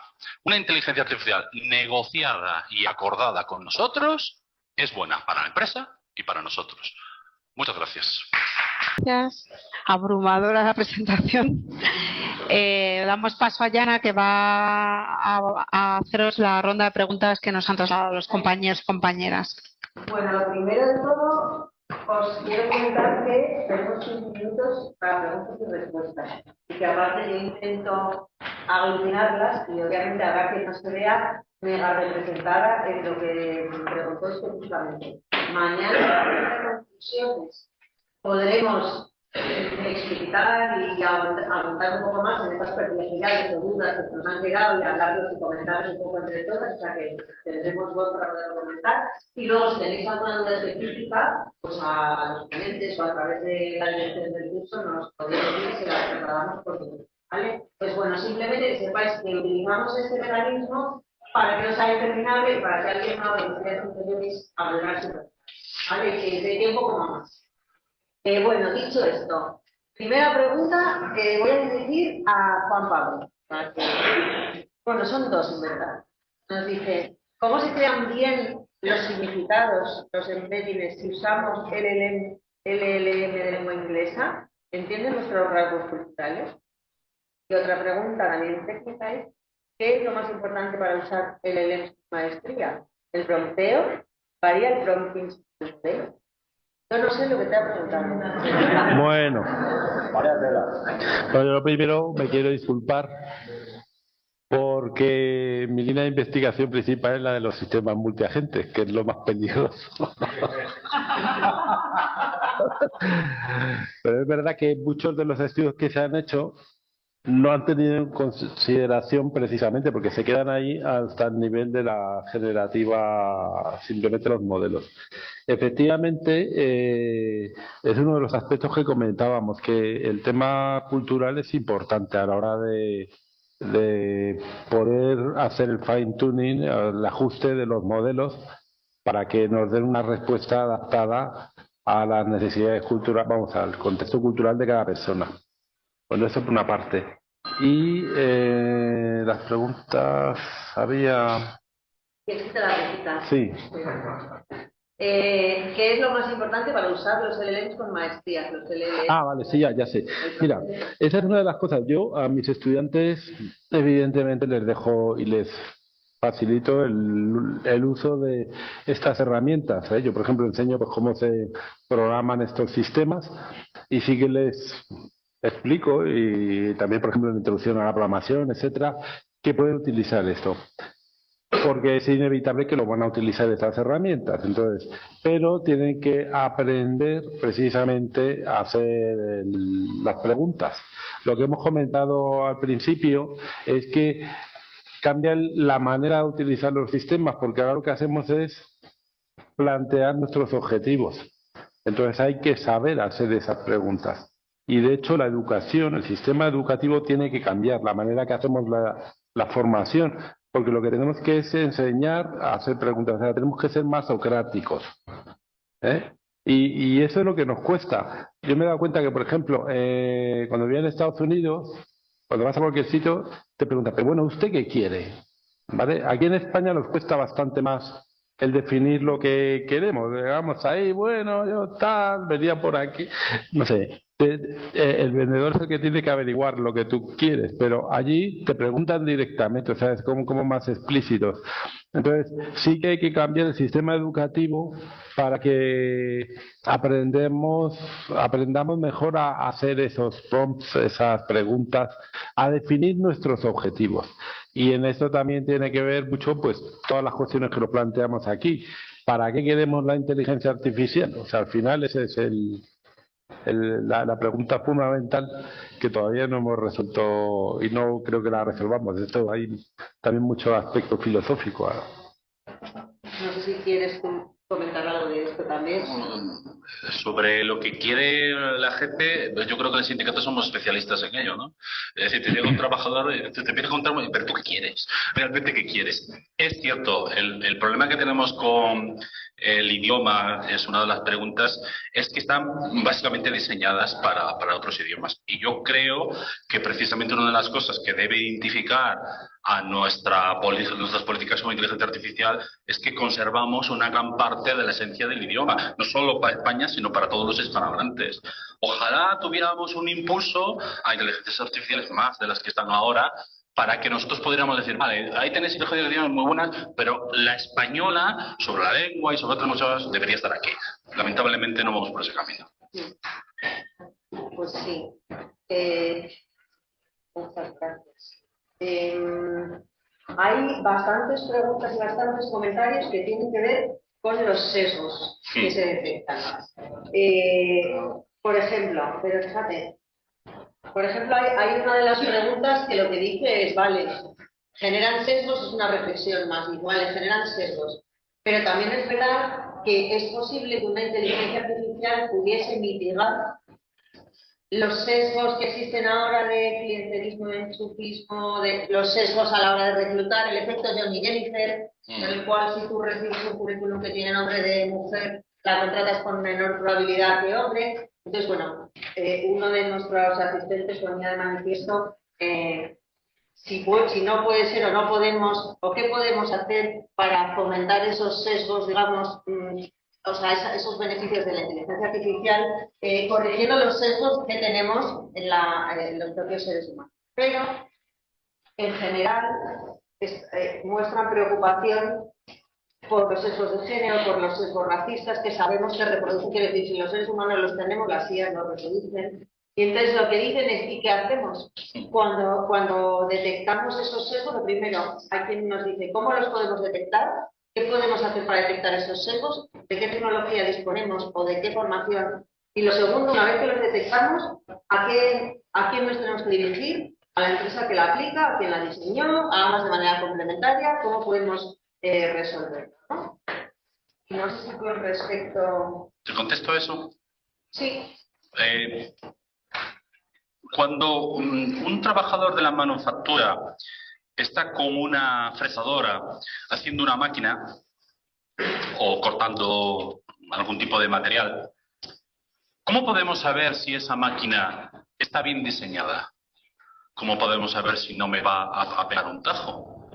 No lo podemos saber. para eso tiene un certificado CE, para eso se ha hecho unas pruebas, para eso nos fiamos de un fabricante que lo certifica. Vale, entonces ahí tenemos dos aspectos. Uno, si nos fiamos de la máquina, y dos, y al final me corta, ¿qué pasa? Sobre el primero, le tenemos que pedir a las empleadoras, públicas y privadas, que nos entreguen las auditorías que han hecho. Que nos digan, hemos pasado de este test, somos transparentes, hacemos una vigilancia, porque además muchas de ellas, como ha explicado antes el profesor, se retroalimentan y pueden modificar su comportamiento, y a partir de ahí empezamos a hablar. ¿No hay normas ISO o normas UNE? Vale, las normas ISO están realizadas desde un punto de vista internacional. Yo que estuve precisamente en la primera, la 42001, cada vez que yo intervenía, además todas las reuniones eran a las 11 de la noche hora española, porque sí, se había puesto así para que... Y decía, transparencia con los trabajadores. Bueno, pues imaginaos lo que decían los chinos de la participación de los trabajadores, imaginaos lo que decían los americanos, imaginaos lo que decían los australianos. Sin embargo, nosotros tenemos una cosa que se llama Reglamento Europeo de Inteligencia Artificial, que el que va a estandarizar eso es un organismo que se llama CNLEC. Y ese sí está elaborando ahora mismo unas normas estándar en donde se habla de la participación activa de la representación legal de los trabajadores y de los sindicatos. Las dos. Vale. ¿Nos podemos apoyar en ellas? Sí, cuando estén publicadas, pero antes tenemos que formarnos, porque leerse un estándar no es nada fácil. Y déjame que acabe con la otra parte. Si detectamos ese sesgo, tenemos dos vías. La vía del empleador, que es el que nos está imponiendo esas decisiones, y la vía de Inspección de Trabajo o la Agencia Española de Inteligencia Artificial. Es cierto, no lo hemos hecho muchas veces, pero es que la primera vez que se discriminó a una mujer en una cobertura de vacante fue la primera vez que alguien fue a Inspección de Trabajo y dijo, te voy a demandar esto. Tendremos que empezar en algún momento. Es cierto, no sé si me está discriminando. Pídale usted la evaluación de riesgos a la empleadora que lo está poniendo. Sé que no es fácil, pero las empresas tienen que empezar a concienciarse de que hay una norma que van a tener que cumplir. Les queda un año. Bueno, muy recientemente Moisés Barro, no sé si lo conoces, ha publicado un artículo. Moisés Barro es un especialista en los temas de Derecho e Inteligencia Artificial y estaba comentando de que hay bastantes presiones actualmente para que la aplicación del reglamento europeo se prorrogue y bueno, que ese es un problema, ¿no? Y efectivamente, bueno, por otra parte, lo que tú estás comentando, hacen falta esas agencias para hacer esas auditorías y todo eso. Pero claro, todo eso se está construyendo. En España vamos más avanzados, porque ya tenemos la agencia española ahí en La Coruña, ¿vale? Y bueno, y el tema de los sesgos, lo que pasa es que es muy complicado, porque por una parte hay casos en los que es importante identificar que para determinado tipo de población con determinadas características ocurre algo. Por ejemplo, cuando hacemos el diagnóstico médico, ¿vale? Pero lo que comentaba en mi presentación anteriormente, a veces hay que quitar algunas de esas variables que pueden inducir a esos sesgos. El problema es que al final estamos manejando un conjunto de muchas variables y a veces a lo mejor decimos, mira, vamos a quitar aquí el nombre, vamos a quitar el género y vamos a quitar la raza.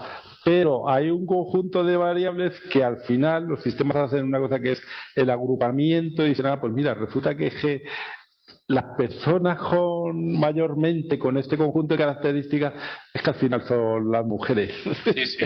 o las personas que viven en de determinado nivel educativo o su historial laboral. Eso es. Entonces al final hay una serie de características que es muy difícil eliminar el sesgo que hay en los datos, ¿no? Entonces también se trabaja a veces en la creación de datos, lo que llamamos datos sintéticos, que es generar datos artificialmente que pueden servir para alimentar el sistema y de alguna manera equilibrar. Esa es una línea de actuación, pero bueno, que es un problema, no es sencillo, y el problema que hay principalmente es que las empresas que se dedican a desarrollar los grandes modelos están en una carrera a ver quién llega antes a hacer algo más, y estos aspectos les interesan menos. Los tienen en cuenta cuando se les sacan los colores porque ha salido algo, pero si no, mientras tanto...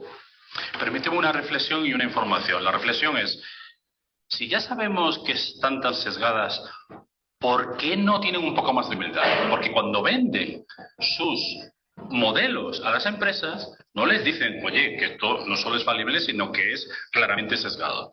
Y segundo, la información. Ayer la Comisión Europea dijo que de moratoria nada. Es cierto que esas 40 empresas, cuando uno mira la lista, dice, coño, ya sabemos quiénes son. Pero lo llamativo de todo esto no es que pidan una moratoria. Lo llamativo es que tienen herramientas de inteligencia artificial en vez de decir, quiero una moratoria para saber si eso que me va a pedir la ley soy capaz de cumplirlo. No, no piden la moratoria de eso. Piden la moratoria porque saben que no lo van a cumplir. Esa es la clave. Es que es muy difícil de todas maneras, ¿eh? Porque también pueden jugar luego de decir, oye, pues me tienes que pasar aquí los parámetros de un modelo. Pues aquí tienes 1.000 millones de parámetros. ¿Y qué hacemos con eso? De hecho, una de las áreas más importantes actualmente de investigación es lo que llamamos la inteligencia artificial explicable. Es cómo poder inspeccionar un modelo desde fuera para averiguar cómo está funcionando, qué sesgos tiene, por qué cuando da un resultado en función de qué, o sea que por lo menos dé una explicación, por eso se llama así, de qué es lo que ha conducido a inferir un determinado resultado, ¿no? Bueno, pues todas las preguntas de los sesgos y de cómo podemos saberlo, cómo nos puede dar la información, pues es que estamos implementando una tecnología que realmente no sabemos ni cómo funciona ni qué hay detrás hasta que no vemos sus consecuencias. Pero las empresas tienen la obligación de testearlo. Y el coste reputacional de una gran empresa, que alguien le señale y le diga, estás tomando decisiones injustas en base a una inteligencia artificial que no has vigilado, creo que las empresas también tienen que ser conscientes de ello. No solo de la productividad y lo que gana, sino nuestro mensaje como sindicato es, tú te das cuenta que si descubro que estás seleccionando determinados perfiles, discriminando a otros, tu coste reputacional es tremendo. Y no te vas a poder amparar en que es la tecnología. Nos dicen también, a efectos de exigir responsabilidades y de ir tomando medidas, si la IA es obligatoria en la empresa, ya tenemos gurús, ¿debemos activar ya para ellos la plusvalía digital? Una de las preguntas que salen hoy en el modelo, que este modelo de requerimiento legal, la última, la 11ª, o la 11ª, siempre me equivoco. La 11ª es referente a preguntarle a la empresa qué incremento de la productividad estima que ha obtenido. Es la única que no tiene una vinculación exigible legalmente. O sea, tú se puedes preguntar a la empresa y te puede hacer la empresa MUS. Pero, ¿por qué lo hacemos? Porque también queremos enviar un mensaje a la empresa. Si tú has introducido esa inteligencia artificial, es porque obviamente quieres sacar un rédito de ella, un retorno de la inversión, un ROI. Y eso puede ser por dos vías. A, aumento la productividad y aumento mis beneficios, por lo cual yo quiero mi parte, ¿vale? Porque esta empresa no funciona sin mí. Y otra, es que no estoy obteniendo productividad. Entonces nosotros deberíamos ponernos en alerta. Porque si una empresa ha introducido inteligencia artificial que hace el 80% de mi puesto de trabajo y dice a la empresa que no está obteniendo, ha hecho una inversión y no está obteniendo una productividad, lo siguiente que va a ser reducir el coste. Lo siguiente que va a hacer, si hace el 80% y tengo 10 trabajadores, me sobran 8. Ese es el mensaje que tenemos que empezar a enviar a las empresas. Si tienes productividad, repártela. Y si no, ¿cómo vas a conseguir que esa inversión te sea beneficiosa? Reduciendo costes. Por lo tanto, tenemos que empezar a hablar de, oye, ¿qué va a pasar con estas personas que hacen esas labores? Es un debate que tenemos que empezar a introducir. ¿Por qué? Porque si no introducimos, lo que nos vamos a encontrar es con la modificación sustancial, con los expedientes de regulación de empleo y un largo etcétera. Teniendo en cuenta, además, una cosa que esto ya lo sobrevuela, que es una cuestión más de políticas laborales. ¿Cuáles son las causas, pregunto alto, para presentar un expediente de regulación de empleo en España, un despido masivo? ¿Cuáles son? Venga, económicas, organizativas y tecnológicas, productivas y tecnológicas. Es decir, una empresa introduce la inteligencia artificial y por causas tecnológicas puede presentar un despido colectivo. Es decir, la propia tecnología, debido a nuestras leyes, le da a la empresa la posibilidad de despedir a gente por 20 días al año. Esto es una cosa que tenemos que tener en la cabeza, que la regulación favorece que la empresa introduzca la inteligencia artificial, despido colectivo, causas tecnológicas. Os habéis quedado hablados, ¿eh? Luego veremos el tema. Bueno, y luego la última pregunta que quería trasladar aquí, pero que ya estamos fuera de tiempo, yo creo que ya la reflexionaremos mañana, porque es más general. Si no puede la IA, no, explícame, ¿podría la IA sostener un sistema de renta básica universal en términos de incremento de productividad? Sí, a mí me llamó la atención que hace unos cuantos años, en un curso como este, había sentado al lado mío uno del Banco Santander y fue la primera vez que oí hablar de la renta esta universal. Y estábamos hablando precisamente, cuando empezábamos a hablar de todo esto de la IA, y dije, anda, precisamente un banquero es el primero que le oigo hablar de esto. Luego ya más veces, pero me llamó la atención que fuera un banquero. Y lo justificaban, pues bueno, pues que hay que seguir consumiendo y una serie de cosas y tal, y no sé cuánto. Y dando créditos. Los otros grandes defensores en su momento era Sam Altman y el creador de ChatGPT, bueno, el dueño de OpenAI, y Zuckerberg también lo dijo alguna vez. A ver, es totalmente factible si las empresas entienden que su modelo de devolución de riqueza a la sociedad tiene que cambiar. Yo recuerdo que en 2016, va a hacer 10 años, la Comisión Europea, viendo lo que se avecinaba, hizo un proyecto de directiva, que luego por supuesto se tumbó inmediatamente, son de esas directivas que no duró ni un año, en la que pedía a todos los Estados miembros de la Unión cambiar el impuesto de empresas, ¿cómo se llama? El impuesto de sociedades. Y no solo analizaba desgravaciones y no sé qué desde un punto de vista de beneficios y costos, sino que introducía dos variables nuevas, que eran los salarios que pagaba esa empresa y las cotizaciones sociales que ponía. ¿Por qué? Porque se estaba dando cuenta que había grandes corporaciones que ganaban millonadas con muy pocos empleados. Os recuerdo que WhatsApp tiene 40 empleados en el mundo. En el mundo, 40 empleados. Entonces, una empresa así que gana semejante cantidad de dinero con tan poca gente, no devuelve a la sociedad. Ya no os digo nada si encima concadena paraísos fiscales para no pagar nada. Entonces, el debate sobre la renta universal es, ¿estamos dispuestos a cambiar nuestro modelo económico hacia una especie de tecnocomunismo? Porque esto es tecnocomunismo. ¿Estamos dispuestos? Pues vamos a ponerlo encima de la mesa, por lo menos habrá que abrir el debate, porque yo lo que veo es que cada vez, en ciertos dices la palabra renta mínima universal, a algunos se les ponen los pelos de punta. Bueno, pues muchísimas gracias. Vale, muchas gracias.